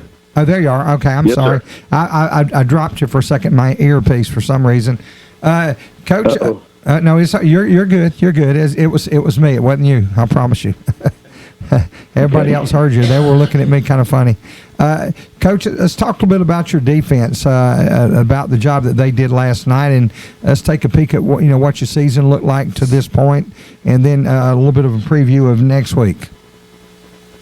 Yeah, defense has played really well. Coach Galen Houston, my defensive coordinator, just does a great job schematically, and also, coaching up the boys and getting them ready each week. I think we've given up one touchdown in the past 3 games, so really done a good job. They did last night as well. Had a big goal line stand there in the start of the fourth quarter to hold it to 7 points, hold LaGrange to 7, and a lot of guys just doing a really good job. We got some really good players on the front 3, led by Jeremiah Tank Thomas, who's a 320-pound nose guard that just has been a beast for us for 3 straight years, and just does a great job. Wilkes Albert's our leader on defense. He became the all-time leading tackler for Benedictine this year, which is a big feat. And we actually were able to, Luke Crummenhalt, my 5-star quarterback, played safety for us last night, and just really brings a lot to our defense when he's able to get back there. Coach North Oconee, what can you tell us? a very good football team, extremely well coached. I haven't had a chance to really start studying them. I was up till 4 o'clock this morning just trying to get everything done from last night's game as far as stats and that sort of thing, because we'll, of course, practice Monday morning since we don't have school. So I've got to get everything done. But I know they're a very well-coached team. They're undefeated. They've played well for years, and we've played them. We played them in the regular season for a couple of years and then played them in the semis a couple of years ago. So we know them. They know us, and, it's going to be a huge challenge. Coach Danny Britt, head coach of Benedictine, winner over LaGrange last night, 31-7. Next week, North Oconee at home. Coach, want to wish you guys a lot of luck. Want to wish y'all a happy Thanksgiving and a Merry Christmas, and we look forward to talking to you again in 2024. Yes, sir. Thank you so much. Thanks, Coach. Good luck to y'all. Mm-hmm. Thank you. Wow. What a program that he has there, and they continue year in and year out. And Chuck, I'm going to tell you something. These guys play everybody. They got Julius Chambers of Charlotte, North Carolina. They got Westminster of Atlanta. They've got Ware County, Hebron Christian. I mean, that's non-region schedule, guys. That's correct. And going forward next year, that region is going to be insane. Yeah. One of the best regions in the state of Georgia going forward. If you come out of that region on top, you've earned it. Oh, yeah. That's it's like. Back to the phone line with us now, our old friend, Coach Kevin Smith of Perry. Coach, good morning. Congratulations. Good morning. Thank you so much. I ain't been home long. Danny Britt just told us that he was up till 4 o'clock. I don't know. He may not have gone to bed. You guys work 24/7. Yeah, yes, sir. It's that time of year, football season, playoff season. You want to make sure that you got every stone uncovered, every I dotted, and every T crossed. And Coach, listen, you can take an extra nap around Christmas, right? Yes, sir. That's right. That's exactly right. Coach, tell us about that defensive battle you guys landed last night. Wow, geez. That was a tough one, wasn't it? It was, and our teams were a lot similar on both sides of the ball, special teams. I knew that it was going to be a heavyweight bout, but I didn't realize that it would only be a 7-3 score. Both offenses very powerful, scored a lot of points all year. Got a lot of good players on both sides on offense, a lot of explosive players. And I'm going to tell you, defense just played lights out. Yeah, you're talking about two offenses that scored nearly 450. They scored almost 450, and y'all scored 470 points on the season, and y'all come out to 7-3. Your defenses showed up, and they showed out. Yeah, it was one of them. It was one of my old-fashioned games. Defense is playing so well on both sides, for both teams. Just if we can't get a first down, just punt it. And it was a game of field position. And our sophomore punter done an outstanding job of pinning them back deep all night long and making them drive the field. And, anytime that happens, defenses can rev it up. And, we were able to contain their guys. We were able to put a lot of pressure on their quarterback. We were able to limit their running game, and they had to throw it. And, anytime you make a team sort of one-dimensional, you got a high rate chance to be successful. Coach, there was a childhood game that we played when there was only 2 or 3 of us to play football, setback. And it sounded like y'all had a bunch of that, and all that was you punted the ball back and forth, and you tried to pin the other one behind the other goal line, and you guys played to perfection. I tell you, when you see all these high-scoring games, but once in a while it's good to see a good defensive battle. Not many teams play defense anymore. No, they don't, and because all the players want to be on offense. When all the players want to catch the ball and run the ball. And we're just very fortunate, very, very fortunate. We got guys who take a lot of pride in defense, and our defense coordinator, Charles Anthony, has been doing it for a long time. Has done an outstanding job getting them guys ready every week. Coach, moving forward, you guys now advance and will be playing next week at Stevenson. What can you tell us about them? Just watched very little of them this morning already. Just trying to close out last night's game, but they're very athletic, very explosive. It's going to be another heavyweight bout. As I tell my kids, it's going to be a lot of punches thrown, and the team that makes the least mistakes is probably going to be the team that wins. And, Coach, Thanksgiving dinner for you and your family going to be over in the afternoon, I'm sure. Yes, sir. It's nothing like playing football on Thanksgiving week. My wife doesn't like to be around me much when we're not playing on Thanksgiving week, and she's very thankful that we're playing this week. Well, Coach, I got to tell you, again, congratulations on the win last night, and from folks here in Middle Georgia, and I've been covering football for 32 years, and I got to tell you, I've never been more happy for Perry High School football than I am now. That program has been looking for some kind of leader to lead it, and you and your staff are doing a great job. Well, we appreciate that. We're very gracious and very humbled to have the opportunity to lead a great group of young men, and we have a great administration staff, and it's just a great place to be. Well, Coach, keep up the good work. Good luck next week, and we appreciate you being part of it this year with us, and hopefully in 2024 you'll come back and talk with us some more. Yes, sir, absolutely, and we really appreciate what y'all do for high school football. Thank you, Coach. Have a great weekend. Happy Thanksgiving and Merry Christmas, you guys. Yes, sir. Same to you. Thanks, Coach.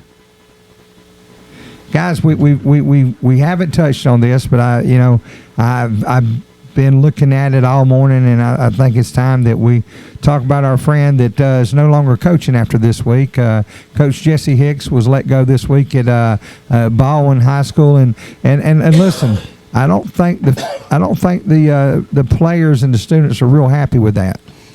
Well, unfortunately, somebody made a decision. They think that they went in a better direction, and I have a hard time when administration makes a change of a person who puts in as many hours as a coach without really thinking about it, and when politics starts playing into it. And I'm not saying that's what happened, but it just smells of politics to me.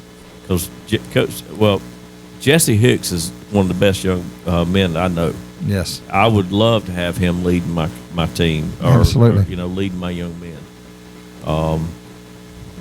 It's not all about wins and losses. It never will be. It's about the effect the coach has on the people under him, and he has had a great effect on those young men.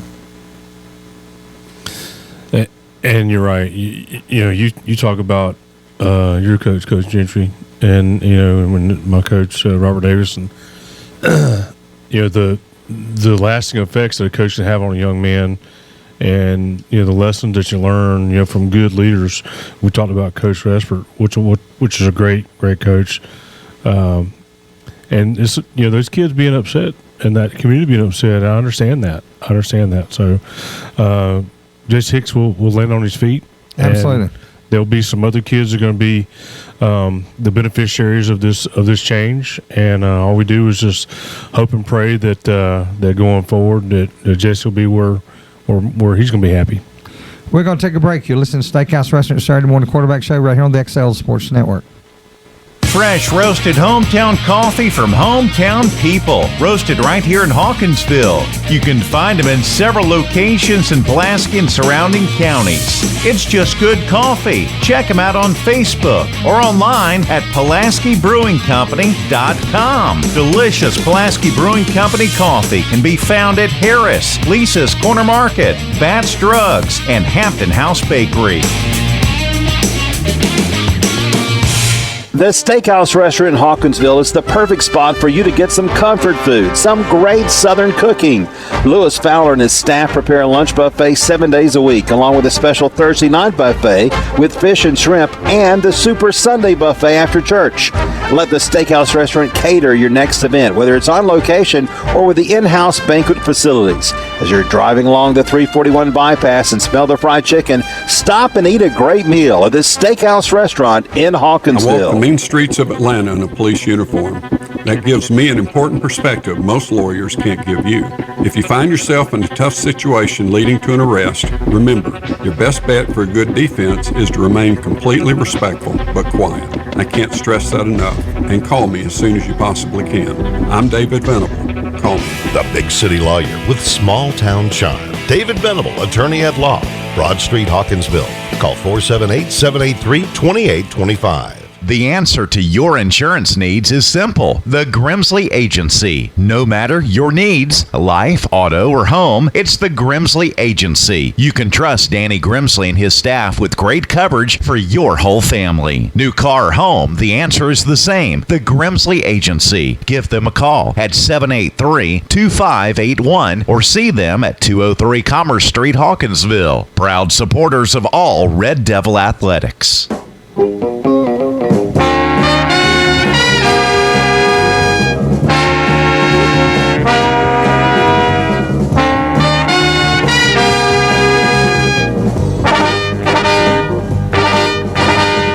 Welcome back into the Steakhouse Restaurant Saturday morning quarterback show as we continue.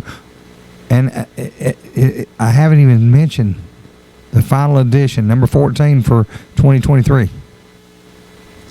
It's going by so fast, man. Yeah. Yeah. That's it. Well, I know. I'm just. I haven't mentioned it today on the air. I'm wondering where you're going with this. I haven't mentioned this is the last one today on the air. We might do something else. Oh, well. If me and Chuck might do something else. We don't need you. Oh, man. Bruce, I didn't say that. I didn't say that. Cut off his mic over there, y'all. He done got. Oh, man. How many years does this make? For who? Me and you. Seems like forever. Yeah. Too long, it seems like. It's all paleontologists. Paleontologists. Back to the phone line we go. Bubba's the smart one. Yeah, Bubba's the smart one. Back to the phone line we go. Coach Connor Foster of Cartersville on the line with us. Coach, good morning. Congratulations. Yeah, thank you very much. And thank you. I appreciate you guys having us. Coach, glad to have you. Let's talk a little bit about your team and the game last night. I thought it was, two very proud programs. Eastside's got great tradition over there. And, two teams that play the game the right way. And really proud of our kids for persevering. It was a tight game, throughout. And we were just able to make a few plays down the stretch. And, really proud of our kids' grit. It's kind of been the story of our season. A lot of close games, a lot of tight scores, and our kids have just found a way. Well, Coach, kind of break down the game last night. Walk us through the victory, how it got started, and how y'all closed it out. Yeah, I mean they came out and punched us right in the mouth. We got the ball on offense and 3 and out. They went right down the field and scored. It felt like in about 30 seconds. They were running some tempo and doing some things we hadn't necessarily seen them do, and they did a good job. Went right down the field and scored. And from there we really settled in and played pretty good. We were up 14-9 at half, and really felt like we kind of gave away some opportunities there. And we had a couple fumbles. We actually fumbled coming out of our own end zone and held them to a field goal. That was a huge moment for us there in the first half. So to hold them there and be able to go into the halftime with the lead. And, then from there, we had a big pass play in the third quarter that got us down there. And, from there, we just did a great job of controlling the clock and settling in on defense and getting them behind the chains and winning first down and being able to get off the field on third down. And special teams was big last night as well. Our punt team did a tremendous job. They've blocked a handful of punts all year. And we put some pressure on their punt team. And, really, really proud of our kids. You got to execute in all three phases in these types of games. And so I was proud of our kids. When some things weren't going our way, we were able to make some plays on special teams as well. Coach, your offense has played really outstanding all year, but a little credit to your defense. Your defense has pitched 4 shutouts, one of them in the playoffs, and only given up 9 points in 2 games in the playoffs. And overall for the season, just a little over 10 points a game. Your defense is really playing old-fashioned football, aren't they? Yeah, I'm really, really proud of them. It's a group that probably not a lot of people have talked about, and that's okay. There's not a lot of superstars over there on defense. They're just program kids that know our system, and we're able to throw some different looks at people and try to mix it up. And it's not always pretty, but our guys find a way to make them huddle up. And we've hung tough in some big games. Getting down 21-7 at Dalton and then shutting them out the rest of the way. And our kids do a great job of making adjustments. Our coaching staff do a great job of making adjustments, and that's been big for us. Even last night, they went right down the field and scored. We get over the sideline and get everybody settled in and make some adjustments and tweak some things, and our kids played much better. So they got great humility. They work. They're eager to get better every week, and really, really proud of that group. And it's been different kids that have stepped up all year over there. Coach, coming up next week, Jenkins, what can you tell us about them? They're really talented, really well coached. When you get in the playoffs, you can't look at somebody's record because what I see is a team that's playing right at the right time. They've settled in offensively early on.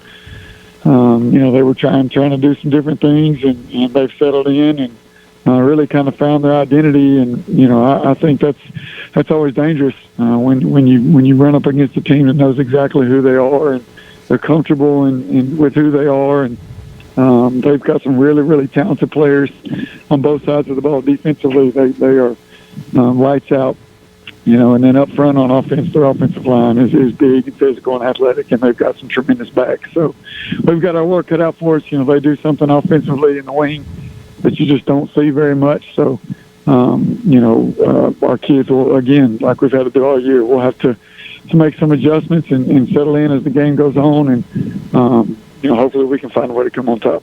Playing in the third week of the playoffs, records don't matter at all, do they, Coach? I've seen some great teams over the years. Thomas County Central was one that would go into the playoffs with a 500 record, and right here in Middle Georgia where we're at, I remember the Dooley County Bobcats about 12 years ago went into the playoffs and ended up with an overall record of 8-7 and played in the championship game. So throw the records out, you got to play ball.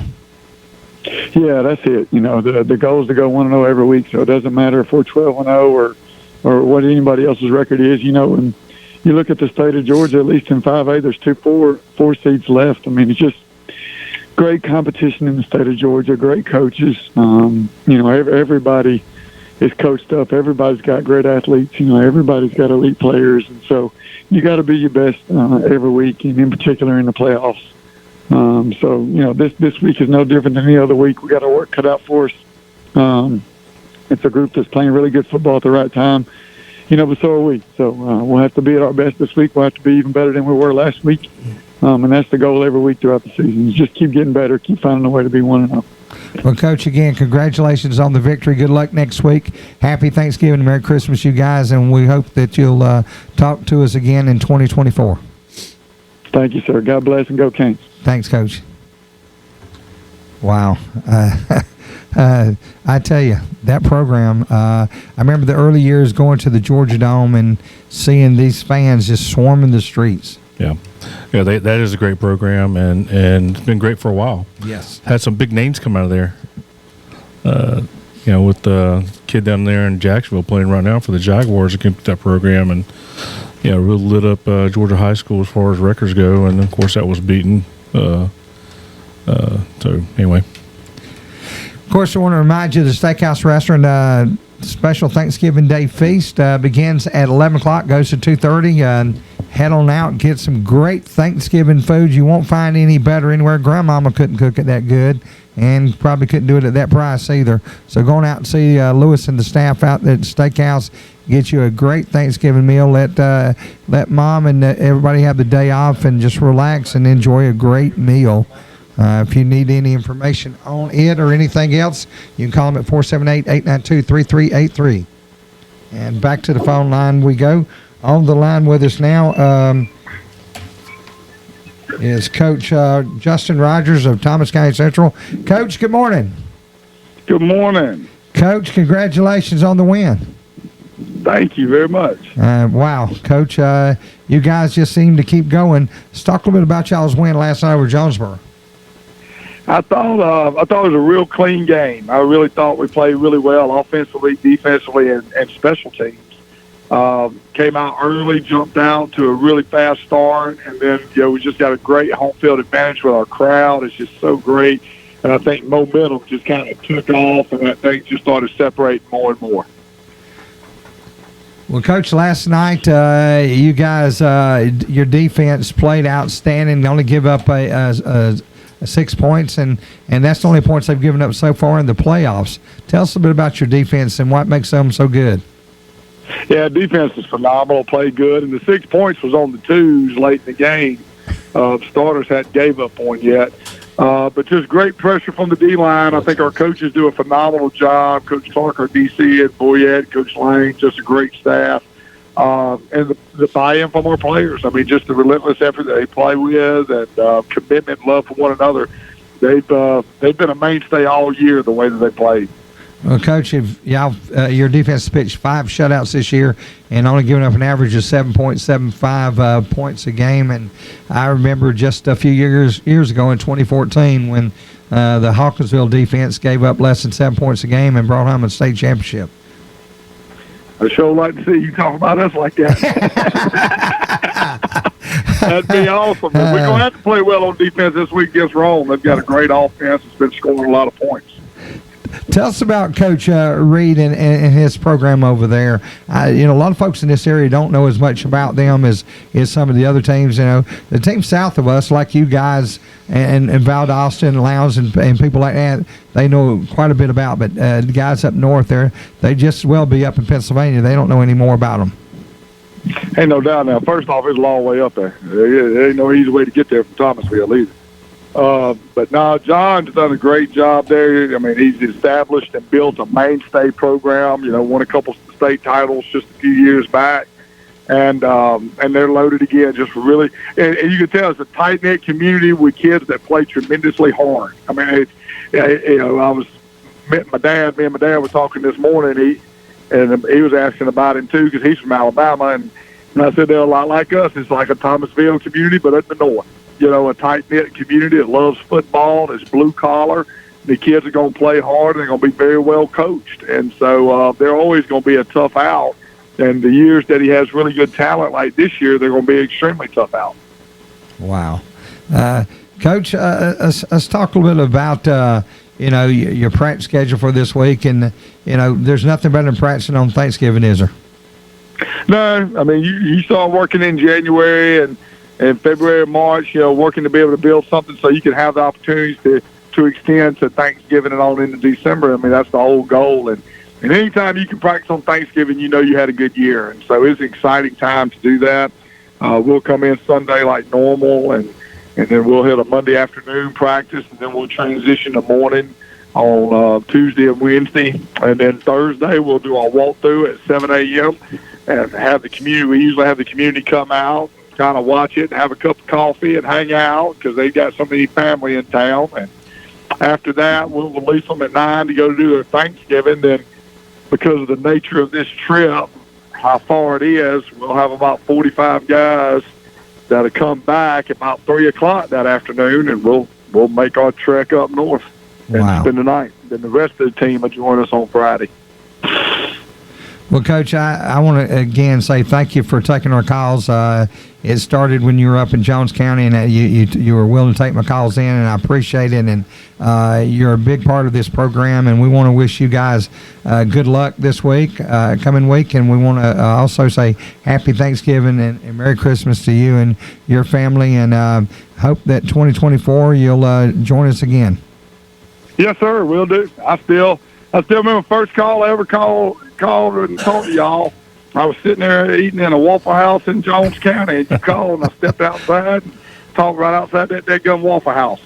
So, I'm very happy and honored to do this anytime you want to. Well, I had many conversations with the guy that used to run Ken's Stereo Junction over in Warner Robins. Macon, the next door where I could get cables and stuff. I went there to get some cables for my equipment one day, and he started talking, and he was a huge fan of y'all's, and I didn't get his name, but he spoke very highly of you guys way back then when I was going in there, and your success down in Thomas County Central is great. Again, continue the hard work, and we'll talk to you again. Yes, sir. Thank you so much. Thanks, Coach. We're going to take a break. You're listening to the Steakhouse Restaurant Saturday Morning Quarterback Show right here on the XL Sports Network. News. Few things pop into your mind. Community involvement, community awareness, covering what matters to the people of Pulaski County and serving the area since 1866. However, it is much more than that. It's office supplies for home, business, or school. It's also your headquarters for large print copies for all your business and construction needs. So when you need a copy of your construction plans, no need to go out of town. See Chuck and his staff. You may call today, 783-1291, or see them at 329 Commerce Street, Hawkinsville. Hawkinsville Dispatch and News, serving the finest people in the world since 1866. The Steakhouse Restaurant in Hawkinsville is the perfect spot for you to get some comfort food, some great Southern cooking. Lewis Fowler and his staff prepare a lunch buffet 7 days a week, along with a special Thursday night buffet with fish and shrimp and the Super Sunday buffet after church. Let the Steakhouse Restaurant cater your next event, whether it's on location or with the in-house banquet facilities. As you're driving along the 341 bypass and smell the fried chicken, stop and eat a great meal at the Steakhouse Restaurant in Hawkinsville. I walk the mean streets of Atlanta in a police uniform. That gives me an important perspective most lawyers can't give you. If you find yourself in a tough situation leading to an arrest, remember, your best bet for a good defense is to remain completely respectful but quiet. I can't stress that enough. And call me as soon as you possibly can. I'm David Venable. Call me. The big city lawyer with small town charm. David Venable, attorney at law. Broad Street, Hawkinsville. Call 478-783-2825. The answer to your insurance needs is simple. The Grimsley Agency. No matter your needs, life, auto, or home, it's the Grimsley Agency. You can trust Danny Grimsley and his staff with great coverage for your whole family. New car or home, the answer is the same. The Grimsley Agency. Give them a call at 783-2581 or see them at 203 Commerce Street, Hawkinsville. Proud supporters of all Red Devil athletics. Are you looking for great custom cut meats like fresh beef, pork, chicken, and great seafood? How about a place that specializes in fresh and smoked sausage made in-house? It's Harris Country Meats and Grocery. They also offer a full line of deli with smoked brisket, roast beef, barbecue, plus much, much more. Harris Country Meats also offers hunting and fishing supplies, plus a full garden center. That's Harris Country Meats and Grocery, family owned and operated since 1943. Call 478-783-3276 or see them at 66 Cochran Highway in Hawkinsville. The college experience is changing in our community, and Central Georgia Technical College is your college for what's next. Dual enrollment and the Dual Achievement Program offer new paths out of high school to earn diplomas, certificates, and degrees. Club football, on-campus health clinics, and loft-style housing are taking off. It's a work, school, and life balance like never before. Affordable education, transferable courses, and career satisfaction. Warner Robins, Macon, Milledgeville, and more. Simply put, CTTC is your college for our community. Apply today. Visit www.centralgatech.edu.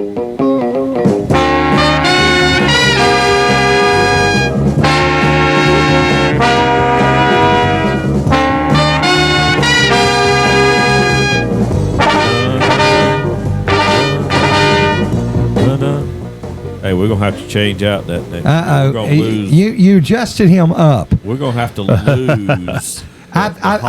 It was no. We're not changing the horse. You can forget that. It's the house. House. Oh, the house. Okay. The house. Oh, we're gonna have to change it up a little bit. You see now we can hear him. All those times, Chuck, we didn't hear him. Now he's talking. Well, hey, I thought it was asleep. Don't bring him into your family feud here. Hey, you're part of the family now. You're part of it.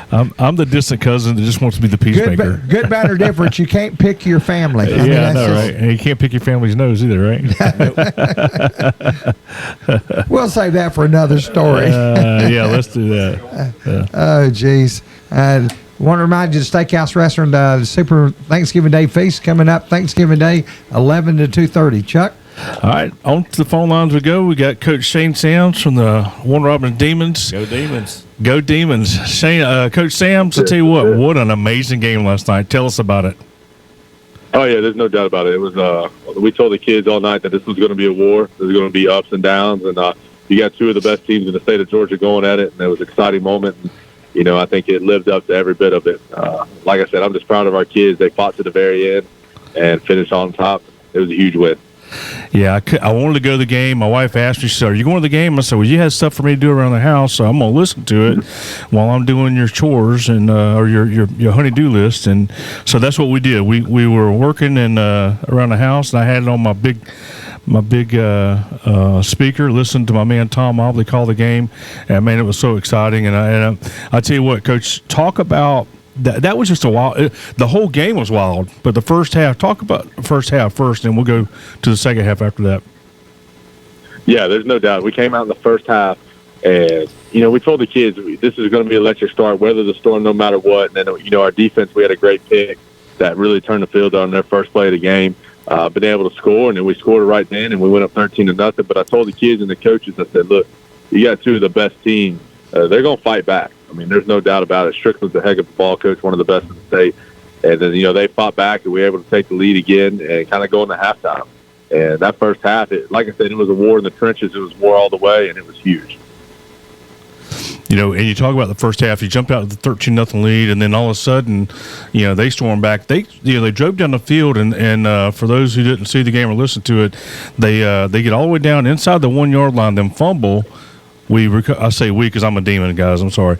We recovered the ball in the end zone for there. Yeah, a little quiet over me. Right. We recovered the ball in the end zone for a touchback, going back the other way, and they ended up scoring 14 to go up on 14 and 13 right before the half, and then you guys get the ball and go down and score right before the half. I think that was a big score there. I lost you. Hey, Coach, can you hear me? Coach, can you hear us? Can you hear us? I think he's gone on mute or something. Because I heard him for a second. Can you hear me? Yeah, we can hear you. Can you hear us?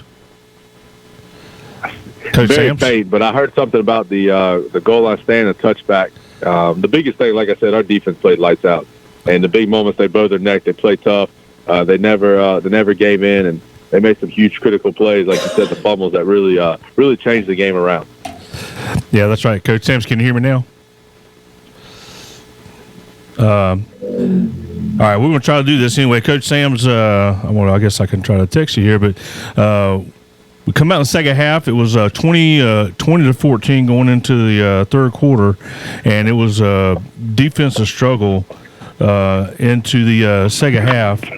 And, Coach, can you hear me? I know what happened. He cut off his car. Oh, he was in the car. It's lost the signal. Probably have to dial him back. Let's see. We'll try to call him back. Okay. But we in the second half, they jumped. It was 20-14 going into the third quarter, and then back and forth, and late in the fourth quarter, the Ware County Gators go ahead and take the lead, 21-20. Coach Sams, can you hear me now? Yeah, we got you now. Okay. I think maybe Bruce thought you may have turned your car off. So I was just talking about the third quarter. So you go into the third quarter, it's 20-14. So let's walk through that second half. That defense was insane last night for you guys. Talk about the second half of the game. Yeah, there's no doubt. I mean, first thing going into the game, we told them all week we had to stop their mid-zone play that they're very good at, and that's what they hit. a good bit. And in the third quarter, I mean, it was just a defensive war. You know, everybody they want to see the big touchdowns and the points being scored and all those things. But the defense, man, every single time they were in our side of the field, we were losing the field position battle, but our defense was stepping up, throwing the necks, making big plays, not letting them move, and then a couple of goal line stands there that really didn't let them score. I mean, was a huge outcome of that game. Yeah, that 4th and 1, and you guys just stuffed them, man. That was great. Blocked a field goal. All right, so let's go to the end, Coach. 2 seconds left in the game, and you bring in the kicker who just missed a field goal from closer distance right before Ware County scored. Talk to us a little bit about that, and I tell you, that was just a great play. Go ahead and talk to us about the end of the game. Yeah, there's no doubt. I mean, they scored right there, and you know, one thing about our kids that I think we have special kids is they fight to the end. They never quit. They saw there was time left on the clock, and they were going to go. And even when, you know, I think a lot of people thought, 9 seconds, 8 seconds left, and the ball's on a 48, much hope. And our kids, Coach, we just need 2 more plays, and we're going to win this game. The whole time in that huddle, and like you said, the kicker, he missed the field goal. But I preach to these kids all the time that we all make mistakes. I love you. I trust you. And it's the same thing. He missed it before, but he knew we loved him. We knew we trusted him. And we got the ball in position on the perfect hash and took the shot, and he boomed that right through there. What a great lesson in life that kid learned last night about himself, and that there's no telling what that does for him going forward. Coach Sams, I wish we had more time to talk to you. It's been great. Best of luck. Tell your dad, your uncles, I said hey. Give her mom a hug. Tell everybody I love them. And good luck going forward, Coach. Hey, thank you very much, and thanks for what y'all do. Go Demons. Well, that's absolutely. All right, Bruce, back to you. Well, coming up in just a little bit, we're going to kind of talk a little bit about this season from our perspective, the Saturday morning quarterback show, the Hawkinsville broadcast, and the Drive at 5 college show, and our growth here within the organization and the studio here at the Dave Venable studios in Hawkinsville. A lot has changed over the last several years, and I think it's all for a good, positive thing. I think everything's going great. Back to the phone lines we go. On the line with us now, Coach Dean Fabrizio, Lee County. Coach, good morning and congratulations. Thank you. Thank you very much. Appreciate you guys having me on. Coach, it's our pleasure. Glad to have you with us this morning. Let's talk a little bit about your ball game last night. Well, you know, we had a Lovejoy team off a big win over Effingham County, but you know, we were able to establish control of the game early. Went up big at halftime and kind of cruised to a 50-6 win. You know, Usmani Chroma had played just a half, had 11 rushes, I think 120 something yards and a touchdown. Braxton Honer had a big night, 147 yards rushing plus another 77 yards receiving and a couple of touchdowns. More quarterback Weston Bryan played well again. 12-19, 166 yards and a touchdown and a half a play. Pretty much the only blemish we had last night. You know, defensively played really well. A lot of guys. You know, Leroy Jackson 2 sacks again, gives him 12 in the year. North Carolina commit, and then we gave up a kickoff return for touchdowns. Was probably the only real blemish tonight. But other than that, played really well.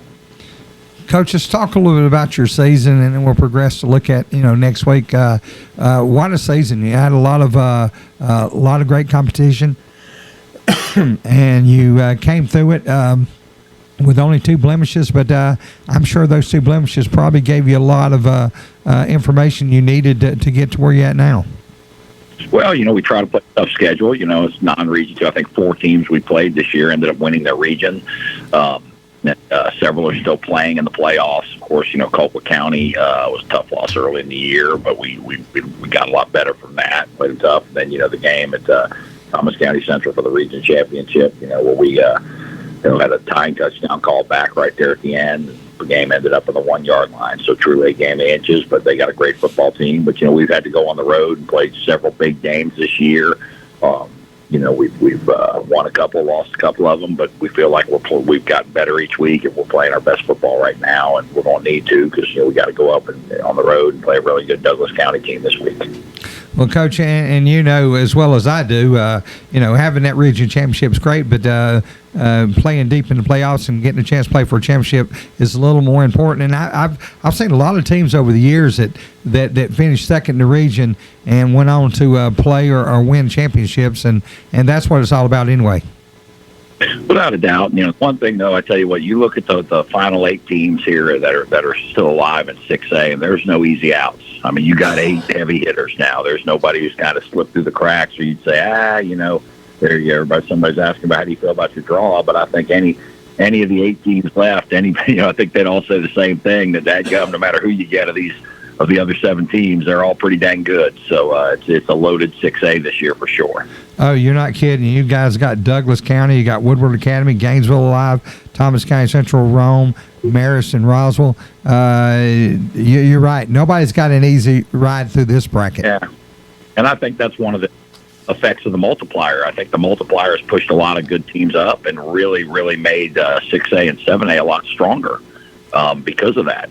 And you're seeing the effects of that now. Coach, tell us a little bit about what you know about Douglas County and what can you expect? Obviously, they're undefeated, big physical team, big linemen, both sides of the ball, really athletic and long on defense. Offensively, got really good running backs, receivers, but the quarterback is what really makes them go. He's like a dual threat quarterback, throws it well, but he's so effective with his legs too, and making things happen, broken plays. So, he's really the key thing that makes them go, but really good football team they've got this year. Well, Coach, listen, it's always a pleasure to talk to you. Good luck to you guys throughout the rest of the playoffs. I also want to wish you guys a happy Thanksgiving and Merry Christmas, and we hope that 2024 you'll come back and spend some more time with us. Absolutely. Happy guys as well, and appreciate all you guys do to promote high school football. Thanks, Coach. Have a great weekend. Coach Dean Fabrizio, Lee County. Supporter of our show. Oh, absolutely. He has been coming on with us for quite a while, and for years. And listen, I'm gonna tell you what. When I first got him on, I took that as a feather in the cap, because I tell you what, he put Lee County on the map. Yes. Yes, he did. You didn't think of Lee County back then. No, baseball was it. That was it. It was a baseball school, but it was like magic in a bottle. He showed up. The school was going through changes, and next thing you know, you got a perennial powerhouse. That's a talent-rich environment down there too, in all sports. And he's tapped into it. Yes, sir. He's taken baseball players and made them want to play football. Yeah. Here's the new region for next year. Same thing that happened to Sly. Yes. Sly is a well-rounded school now. Right. Exactly. Yep. Here's the new region for 2024. Coffee, Houston County, Lee County, Northside, Warner Robins, Thomas County Central, and Veterans. You better go to work now.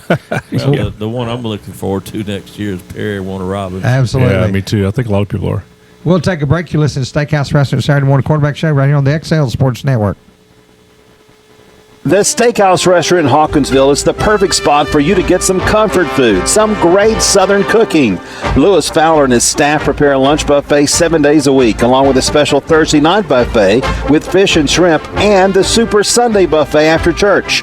Let the Steakhouse Restaurant cater your next event, whether it's on location or with the in-house banquet facilities. As you're driving along the 341 bypass and smell the fried chicken, stop and eat a great meal at the Steakhouse Restaurant in Hawkinsville. The college experience is changing in our community, and Central Georgia Technical College is your college for what's next. Dual enrollment and the Dual Achievement Program offer new paths out of high school to earn diplomas, certificates, and degrees. Club football, on-campus health clinics, and loft-style housing are taking off. It's a work, school, and life balance like never before. Affordable education, transferable courses, and career satisfaction. Warner Robins, Macon, Milledgeville, and more. Simply put, CGTC is your college for our community. Apply today. Visit www.centralga10.edu. For all your tax needs and IRS e-file in Middle Georgia, it's Lester's Income Tax Service at 99 Commerce Street, Hawkinsville. Call 478-783-1650. Best of luck, Red Devils. I walk the mean streets of Atlanta in a police uniform. That gives me an important perspective most lawyers can't give you. If you find yourself in a tough situation leading to an arrest, remember, your best bet for a good defense is to remain completely respectful but quiet. I can't stress that enough. And call me as soon as you possibly can. I'm David Venable. Call me. The big city lawyer with small town charm. David Venable, attorney at law. Broad Street, Hawkinsville. Call 478-783-2825. The answer to your insurance needs is simple. The Grimsley Agency. No matter your needs, life, auto, or home, it's the Grimsley Agency. You can trust Danny Grimsley and his staff with great coverage for your whole family. New car or home, the answer is the same. The Grimsley Agency. Give them a call at 783-2581 or see them at 203 Commerce Street, Hawkinsville. Proud supporters of all Red Devil athletics. Are you looking for great custom cut meats like fresh beef, pork, chicken, and great seafood? How about a place that specializes in fresh and smoked sausage made in-house? It's Harris Country Meats and Grocery. They also offer a full line of deli with smoked brisket, roast beef, barbecue, plus much, much more. Harris Country Meats also offers hunting and fishing supplies, plus a full garden center. That's Harris Country Meats and Grocery, family owned and operated since 1943. Call 478-783-3276 or see them at 66 Cochran Highway in Hawkinsville.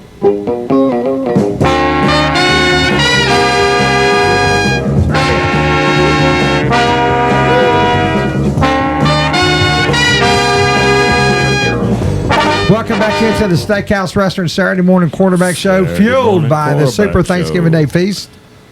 Turkey and dressing. Turkey and dressing. The That's it. giblet gravy, sliced That's- barbecue pork loin, dog. crispy fried chicken, chicken and Stop. dumplings. Hey, whoa, what?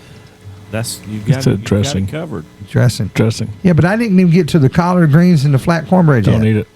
Don't need it. Got dressing. Just dressing. Cheesy macaroni and cheese. Got dressing. That sounds Kaylee great. loves that. Just dressing. Just Oh, dressing. man. Carrot salad. I love carrot salad. I love apple That's you. salad. That's you. I love it all. It's Banana pudding, chocolate delight. No, you know what I but- like? You know what I banana like? pudding. You know They what I got like? good banana You know what I like to do with I'm a chocolate diabetic, so I delight? can't eat dessert. My chocolate delight, I like to take it, put it in the freezer for a little while. Lewis, I love your dressing. buddy. Man, Ain't nothing I better. wonder if he'll fix this to go plate. Bring it on over. Well, you could call him. Oh, He probably tell you get in your car and come over. come on over. Come on over. Come get something good to eat. That's right. Guys, the regions were settled on this week. We've got those that maybe if we do a bracketology on coming up. We can talk about a lot of stuff right now. Start with Eddie. Us spend a little bit of time. Let's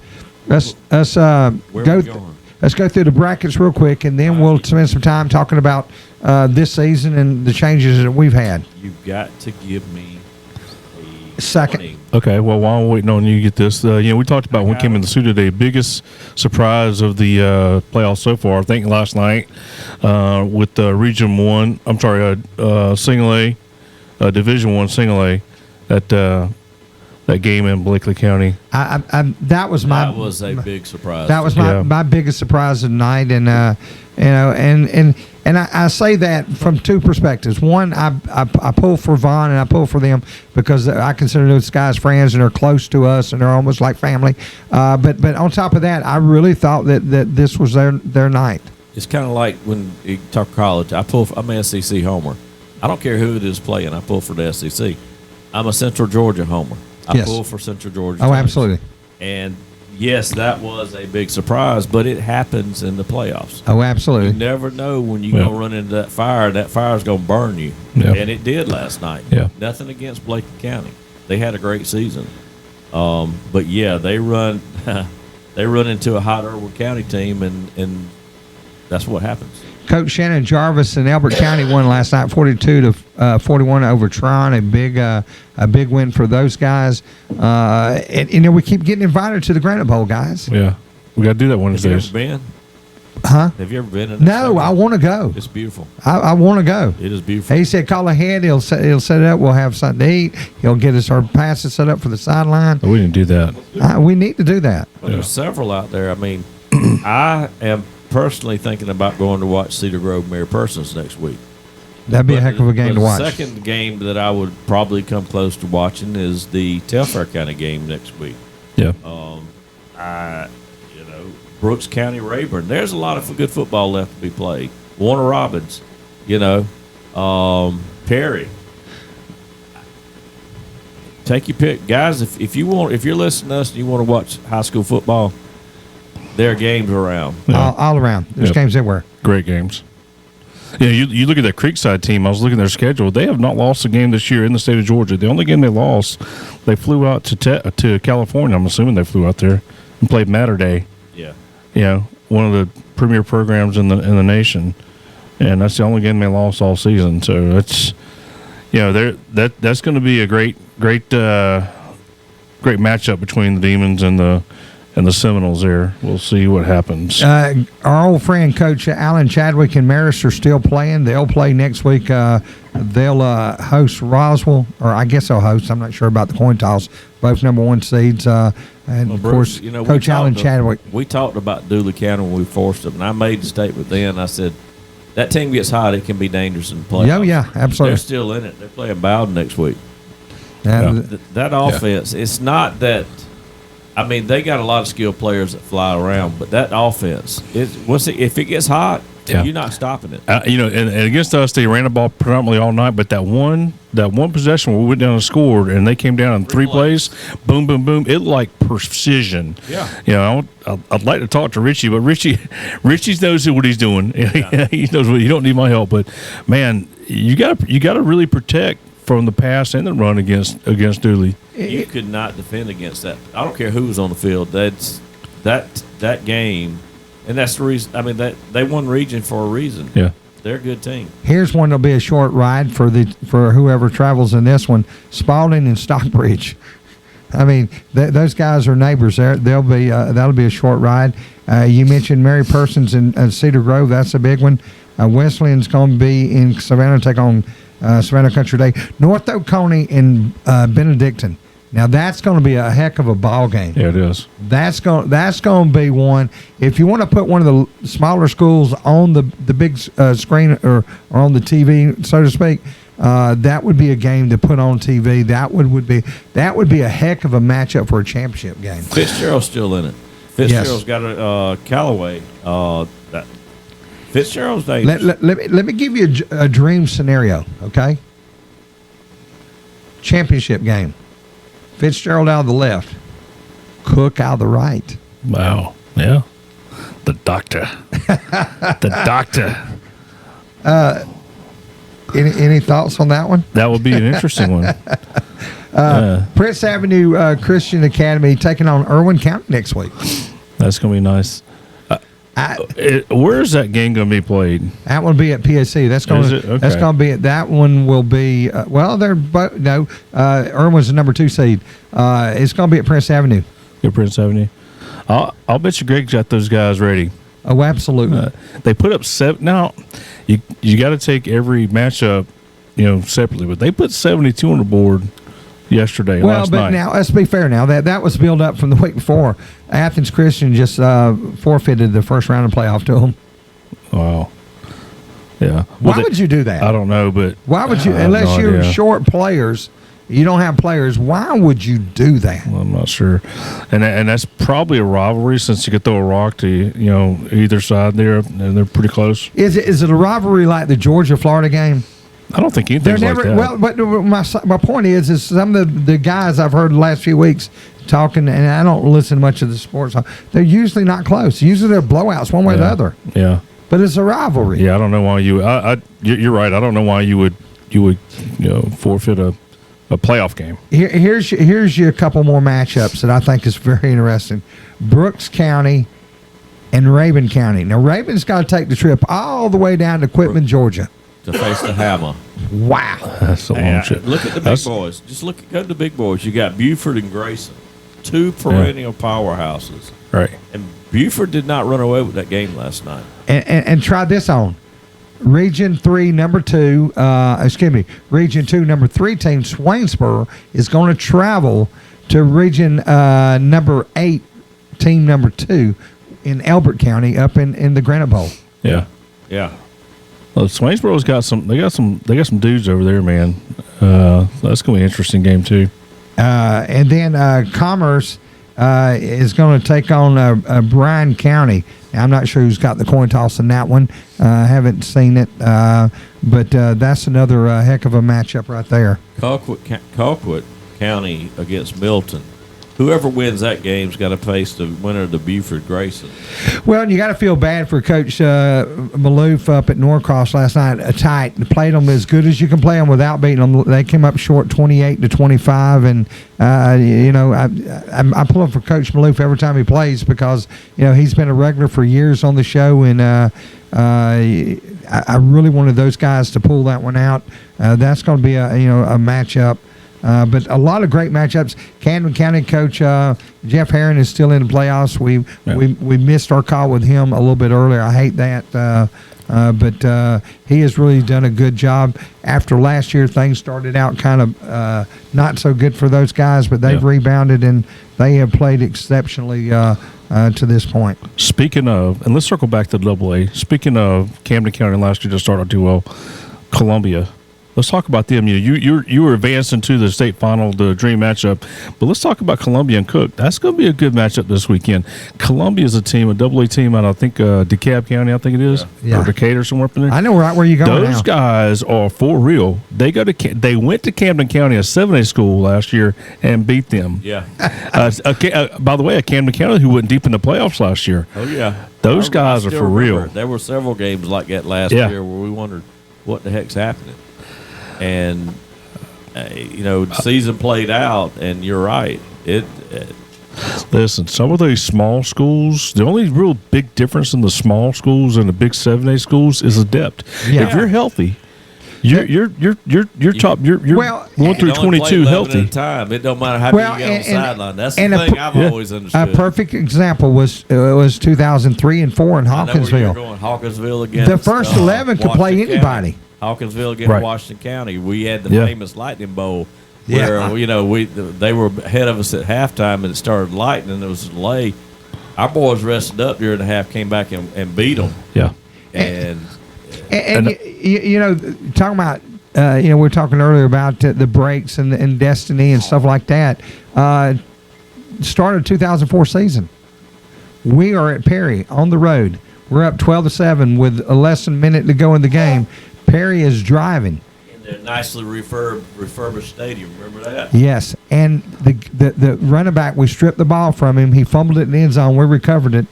Game history. Yeah. We win number one. We win. We went on a run of 13 straight, and then tied the championship game.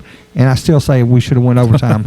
I can't watch that. I can't watch it. I can't watch it. There were a couple. I think there were a couple ties that year. I think we were sitting in the stands, and everybody was like, "Man, they gonna do overtime." I said, "Nah, rules are it's going in a tie." Yeah, that's the way it is. And I despise that. I didn't like it. Here comes Grandpa. Hey, baby. Coming to you live from David Venable Studios in downtown Hawkinsville. That's the boss. He can come in, bring his cats, his dogs, whatever he wants to. Yeah. We've got Dave Venable in the studio. He wasn't born a bulldog, but he got there as fast as he could. Your baby's got good taste. Yeah.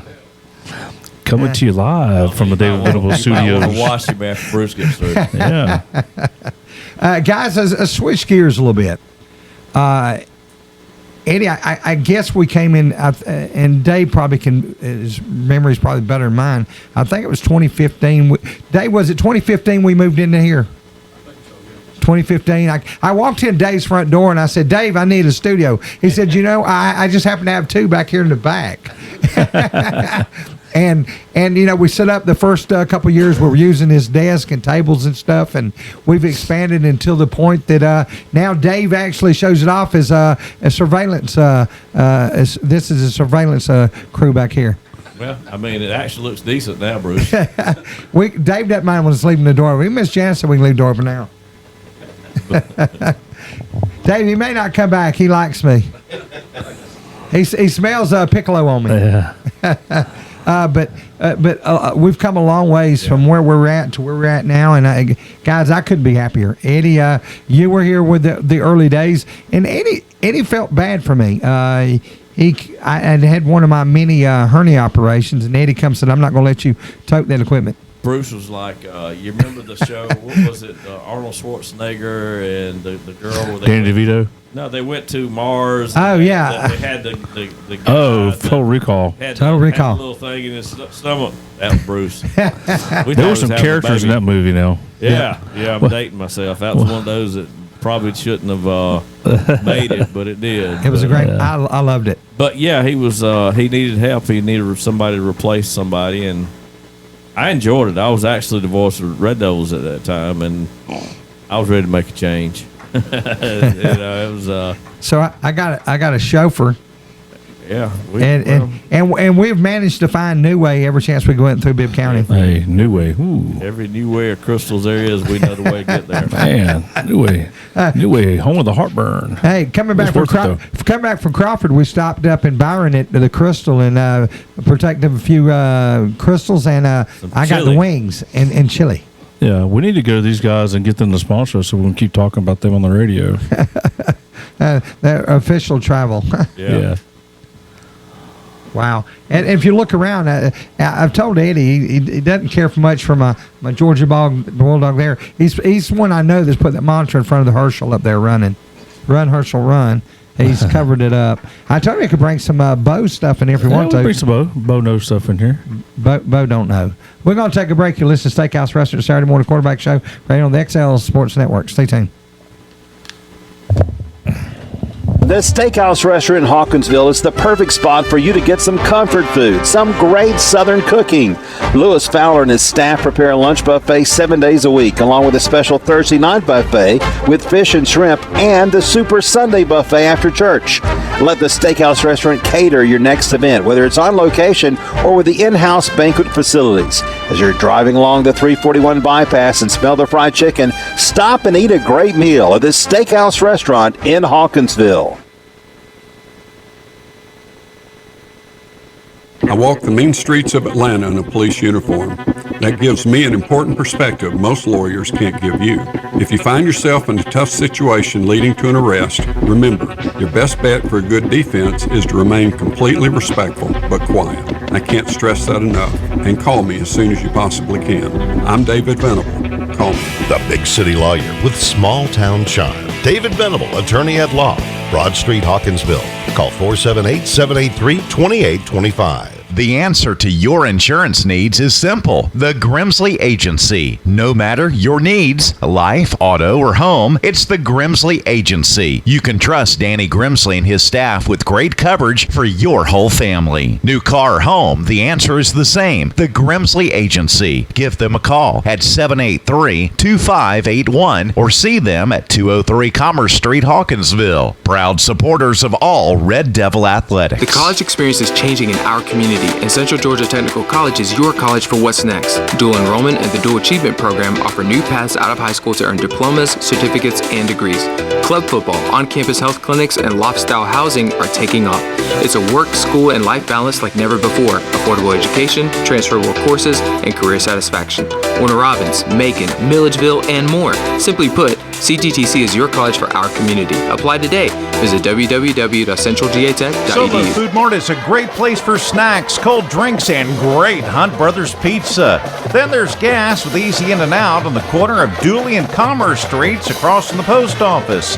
Solo Food Mart, Hawkinsville. Call 478-783-2584. Solo, your stop for Hunt Brothers Pizza, cold drinks, snacks, lottery, and friendly staff.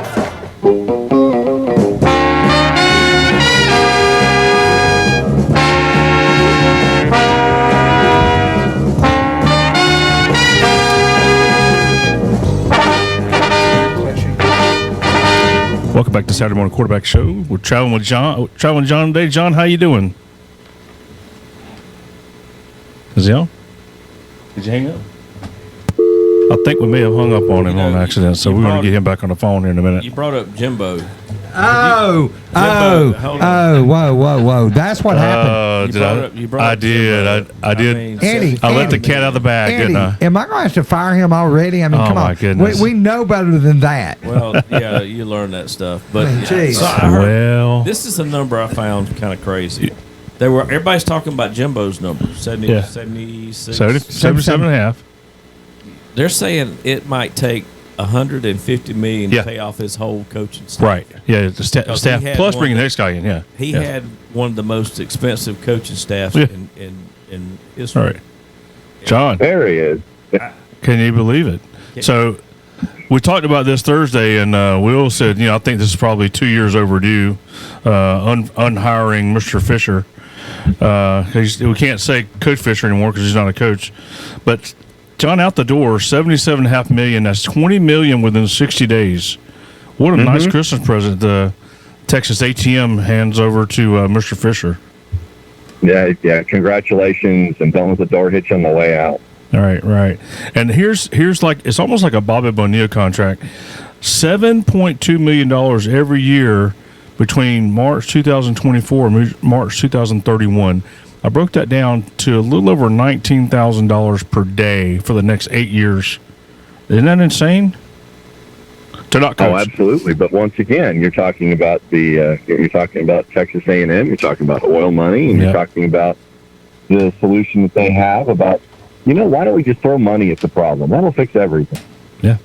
They say it's not an issue. Like Eddie was just saying, to replace that guy, it's going to cost them twice as much, $150 million to replace him, because you got to pay all the coaches as they leave, and then bring the next staff in. It's just it's insane. How you doing? Where were you at last night? I was in studio at 260 14th learning a lot of makeup while we were showing Valdosta and Carrollton. Wow. Yeah, that was a good game, I guess, depending on which viewpoint you're looking at here. If you're a South Georgia guy, I probably didn't like that.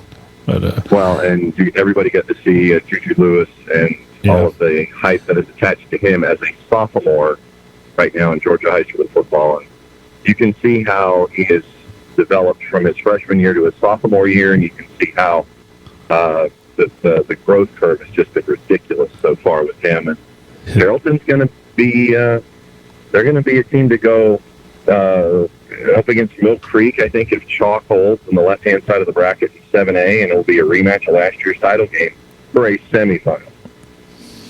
Yeah, you're talking about Juju Lewis. His ceiling is just incredible. And when you can play at that level as a freshman in high school and put those numbers up, and it's insane what it looks like going forward. There's no wonder why he's so highly recruited.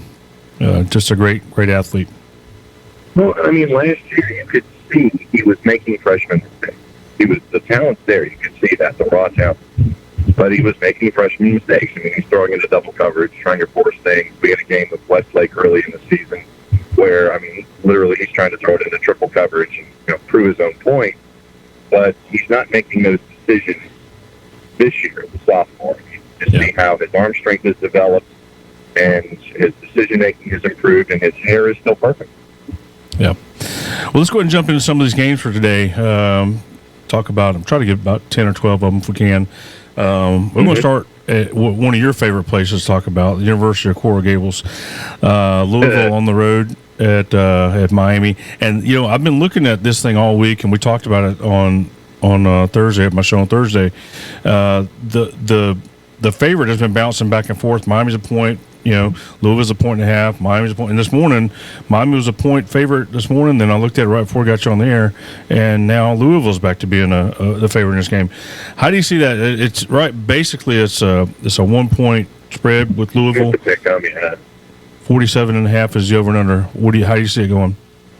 I don't know if they get to the total, but when you have all of this going back and forth, hey, you're a favorite. Hey, you're a favorite. It's like Oprah. You're a favorite. Hey, you're a favorite. Yeah, you're a favorite. Yeah. But I think that Louisville's just a stronger team. The noon kickoff, though, might be the part that sneaks up on them and gets them. But I think that 1.5 margin might be the difference here as opposed to a 3. So I'll take Louisville, but I'll also put the under on the table as well. All right. Let's go to Como. Missouri is going to be hosting the Florida Gators. The Gators are battling for bowl eligibility. Not sure if they're going to get there or not. We'll see. Right. 11.5 point favorite are the Missouri Tigers. They had a big win last week against Tennessee. Over and under 57. I'm not sure about the over and under. 11.5. Yeah, it's kind of a lot. But I do think Missouri's going to win that football game. Are they going to win it by more than 11 points or not? I'm not sure. Well, that total assumes that Florida is going to be scoring points on the road. Yeah. And Florida has just not been able to find it offensively. So, Billy Napier, great coach, great guy, but he's been put in a situation where it's a situation to fail. I don't think he's going to be renewed next season. And, yeah, I just got to go with Missouri here. I think they cover the double digits, but I don't know if they get to the total.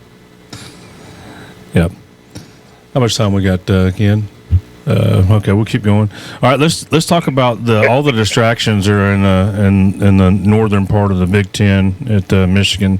Another one that I've seen the points spread change quite a bit. It's changed from 21 down to 18.5. Michigan on the road at Maryland. The points have also gone down. 49 is the over and under. I think that's actually going to be the points. I think it's not going to be a problem getting to 49. 18.5. There's a lot of distractions going on, but to their credit, it seems like Michigan continues to play ball at an elite level and put those distractions behind them on Saturdays. How do you see that game turning out? I'm right there with you. I think that the lower the spread, if it goes from 21 down to 18, I'm looking at that as an opportunity for Michigan to cover the number. And I think that they're going to sit there. It's one of those rally the flag games. Sit there and say, yeah, we've had all this stuff happen against us, and now it's an opportunity for that. I think that Michigan clears the number, and I think they also clear the total. Yeah, I tend to agree with that.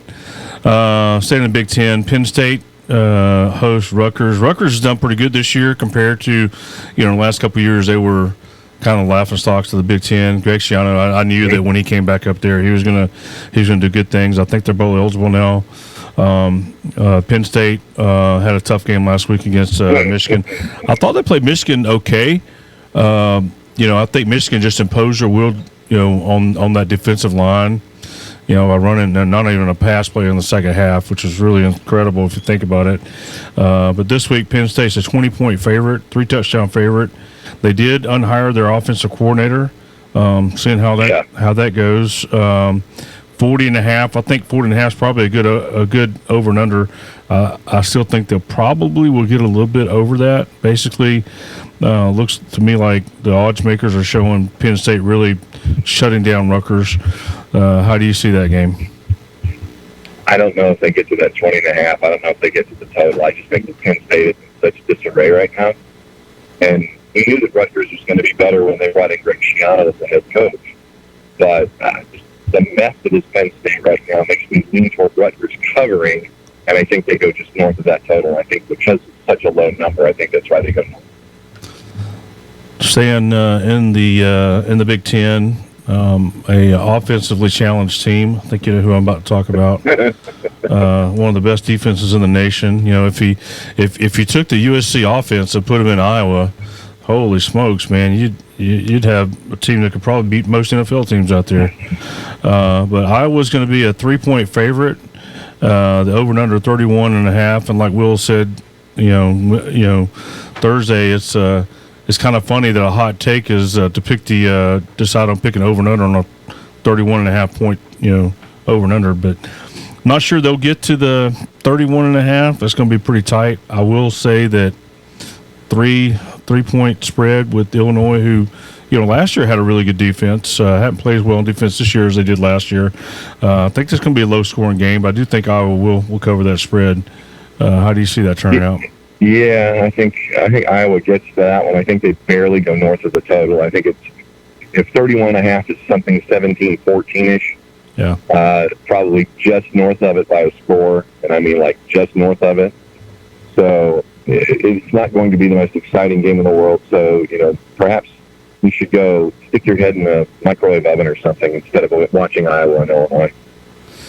So another side note about this game is Iowa can wrap up the Big Ten West with this win, and then My apologies to the Big Ten West if this happened. Well, it's been that way for a few years now, and I guess going forward there will be divisionless going forward next year, but this is the last year of the division, so it is what it is, and then of course they'll have the Friday after Thanksgiving to play the annual I don't know what bowl they call that with Nebraska, but the Iowa-Nebraska game, which is always fun to watch on that Friday. Let's see. Moving along, Texas. Now here's an interesting one here. Texas on the road in Ames playing Iowa State. This to me is upset alert. Yeah, has upset written all over it. Iowa State plays really good at home. Texas is a 7.5 point favorite. Over and under 46. Tell me what you think. That to me means you're looking at something 27-21-ish, which to me means Iowa State covers. So let's go Iowa State covering. I don't know if they necessarily get the win, but let's go just north of that total too. So we'll take Iowa State and the over. Okay. All right. Now here's one that really baffled me, and I've looked at the point spread on this all week. Kansas hosting Kansas State. I think it was about a touchdown favorite was Kansas early in the week. It's up to 10 now. What am I missing? The Jayhawks are favored.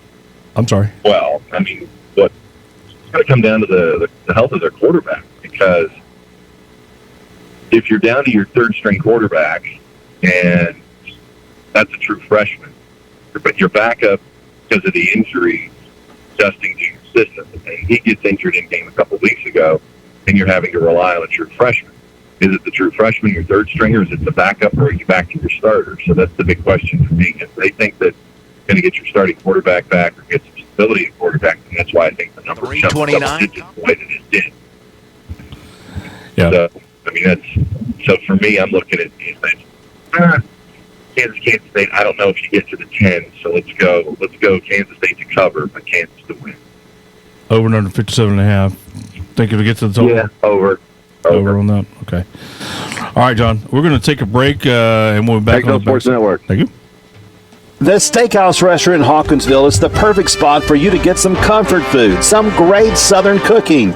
Lewis Fowler and his staff prepare a lunch buffet 7 days a week, along with a special Thursday night buffet with fish and shrimp and the Super Sunday buffet after church. Let the Steakhouse Restaurant cater your next event, whether it's on location or with the in-house banquet facilities. As you're driving along the 341 bypass and smell the fried chicken, stop and eat a great meal at the Steakhouse Restaurant in Hawkinsville. Mean streets of Atlanta in a police uniform. That gives me an important perspective most lawyers can't give you. If you find yourself in a tough situation leading to an arrest, remember, your best bet for a good defense is to remain completely respectful but quiet. I can't stress that enough. And call me as soon as you possibly can. I'm David Venable. Call me. The Big City Lawyer with Small Town Charm. David Venable, attorney at law. Broad Street, Hawkinsville. Call 478-783-2825. The answer to your insurance needs is simple. The Grimsley Agency. No matter your needs, life, auto, or home, it's the Grimsley Agency. You can trust Danny Grimsley and his staff with great coverage for your whole family. New car or home, the answer is the same. The Grimsley Agency. Give them a call at 783-2581 or see them at 203 Commerce Street, Hawkinsville. Proud supporters of all Red Devil athletics. Are you looking for great custom cut meats like fresh beef, pork, chicken, and great seafood? How about a place that specializes in fresh and smoked sausage made in-house? It's Harris Country Meats and Grocery. They also offer a full line of deli with smoked brisket, roast beef, barbecue, plus much, much more. Harris Country Meats also offers hunting and fishing supplies, plus a full garden center. That's Harris Country Meats and Grocery, family owned and operated since 1943. Call 478-783-3276 or see them at 66 Cochran Highway in Hawkinsville. The college experience is changing in our community, and Central Georgia Technical College is your college for what's next. Dual enrollment and the Dual Achievement Program offer new paths out of high school to earn diplomas, certificates, and degrees. Club football, on-campus health clinics, and loft-style housing are taking off. It's a work, school, and life balance like never before. Affordable education, transferable courses, and career satisfaction. Warner Robins, Macon, Milledgeville, and more. Simply put, CGTC is your college for our community. Apply today. Visit www.centralgatech.edu.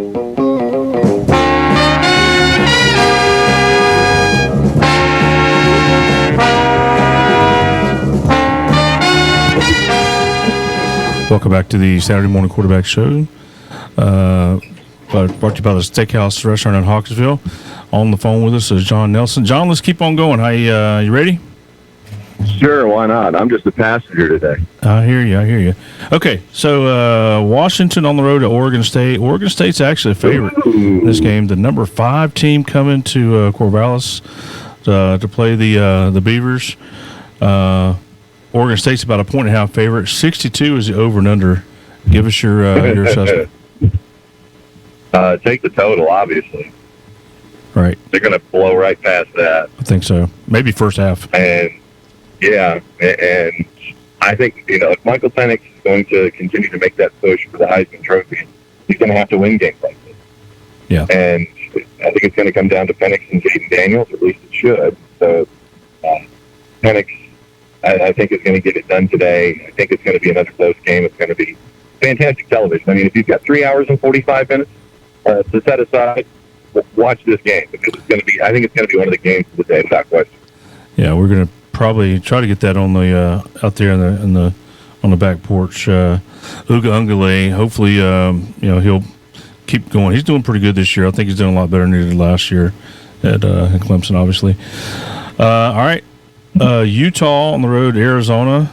I was kind of surprised about this. Arizona is a 1 point favorite. Over and under is 47. I still think Utah is going to win that game. 47 seems to be kind of a high number because of Utah offense just is not very good. How do you see that? Well, it's going to come down not to having Cam Rising, he's having backup quarterback again. Yeah. I mean, in this one for me, the college football side of me, we had our dog Rowdy pick this game, and he picked Arizona, and I'm going to disagree with him. And I just think that Utah is better in such situations. Big game. I think it's going to be 1.5. I think it's about right. It's going to be a close game all day, but I think that Utah gets it done. 47. I mean, that's mid-20s. So it's probably about right. So I don't think they'll quite get to the total, but I think that Utah gets it done. Moving along in the Pac-12, the soon-to-be Pac-2. The Tupac. Last year, the Pac-12. Most exciting year, actually. USC hosts UCLA. Great matchup. Great rivalry game there. USC 5-point favorite. 63.5 is the over and under. With those two, you don't ever know. I think UCLA's actually got a pretty good defense. We'll see if they can slow down USC. USC has absolutely no defense. They did fire their defensive coordinator last week. And, I was saying on my Thursday program that before they fired him, they were 124th in the nation in points allowed. And after they fired him last week with the new defensive coordinator, they made some improvements, and they're 123 in the nation. I was going to say, where is it, 121? I guess the punchline. I guess the team that was right in front of them must have given up more. I'm not sure, but that defense is lacking. Like Will said the other day, they seem to be out of position. They can't tackle very well.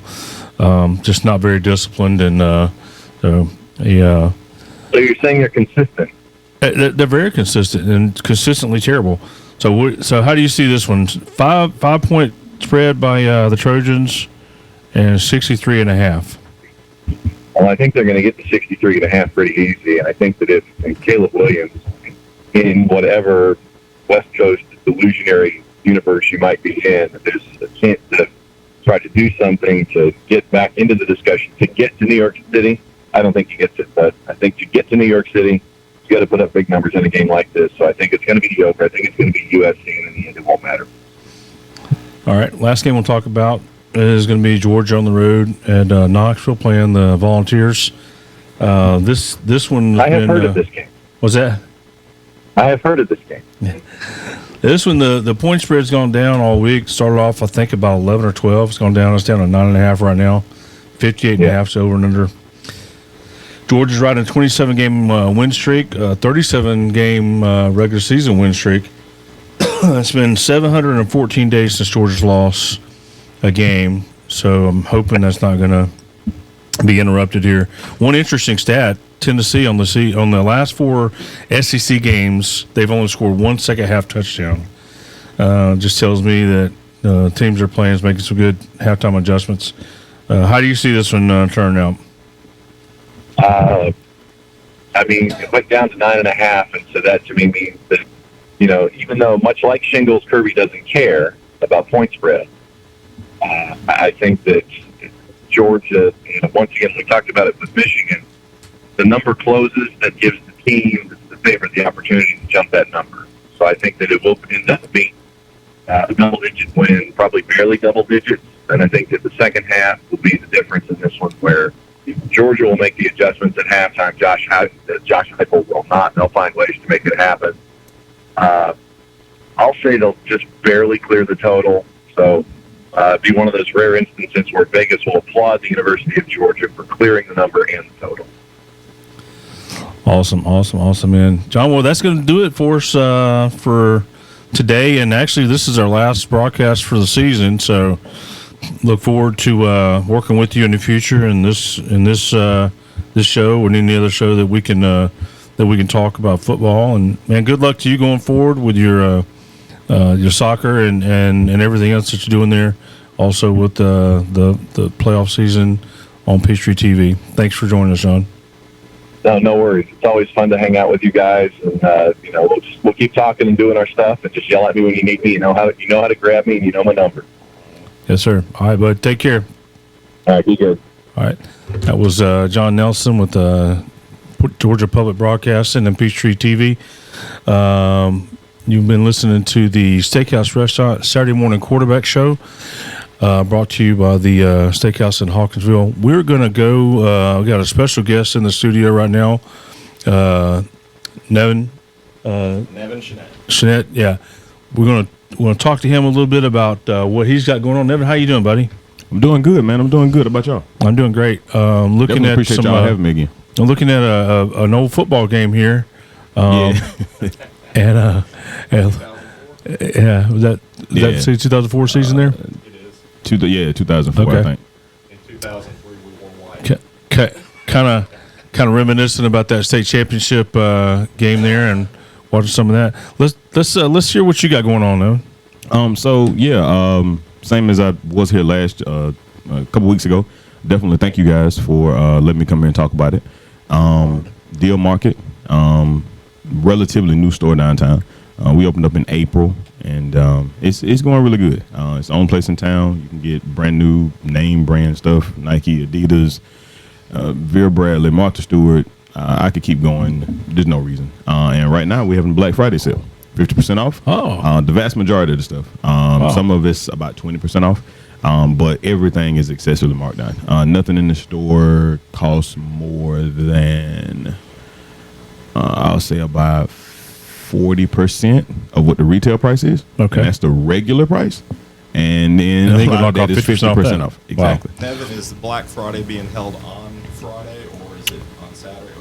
So Black Friday is today and tomorrow, and also again next Saturday and next Sunday. So we're doing it for 2 weekends. All right, so we're going to have basically a Black Weekend. Yep, two Black weekends. 2 Black weekends. All right, and just to go over some of the items they have, or some of the companies they sell: Nike, Adidas, Vera Bradley, True Religion, Carhartt, Wolverine, Ralph Lauren, Michael Kors. Champion, London Fog, Tommy Hilfiger, and Martha Stewart. Just a few. There's obviously more than that. Quite a few more. And this is the Deal Market. It's going to be located. It is located at South Jackson Street here in Hawkinsville. They're open on Saturdays and Sundays from 12 to 4. So what you can do is on Sundays, you go out to the steakhouse restaurant for lunch after church. And now you can do some shopping in town. There you go. You get your belly full and get you a great meal, and then head on right on over to the Deal Market and go see Nevin and his crowd.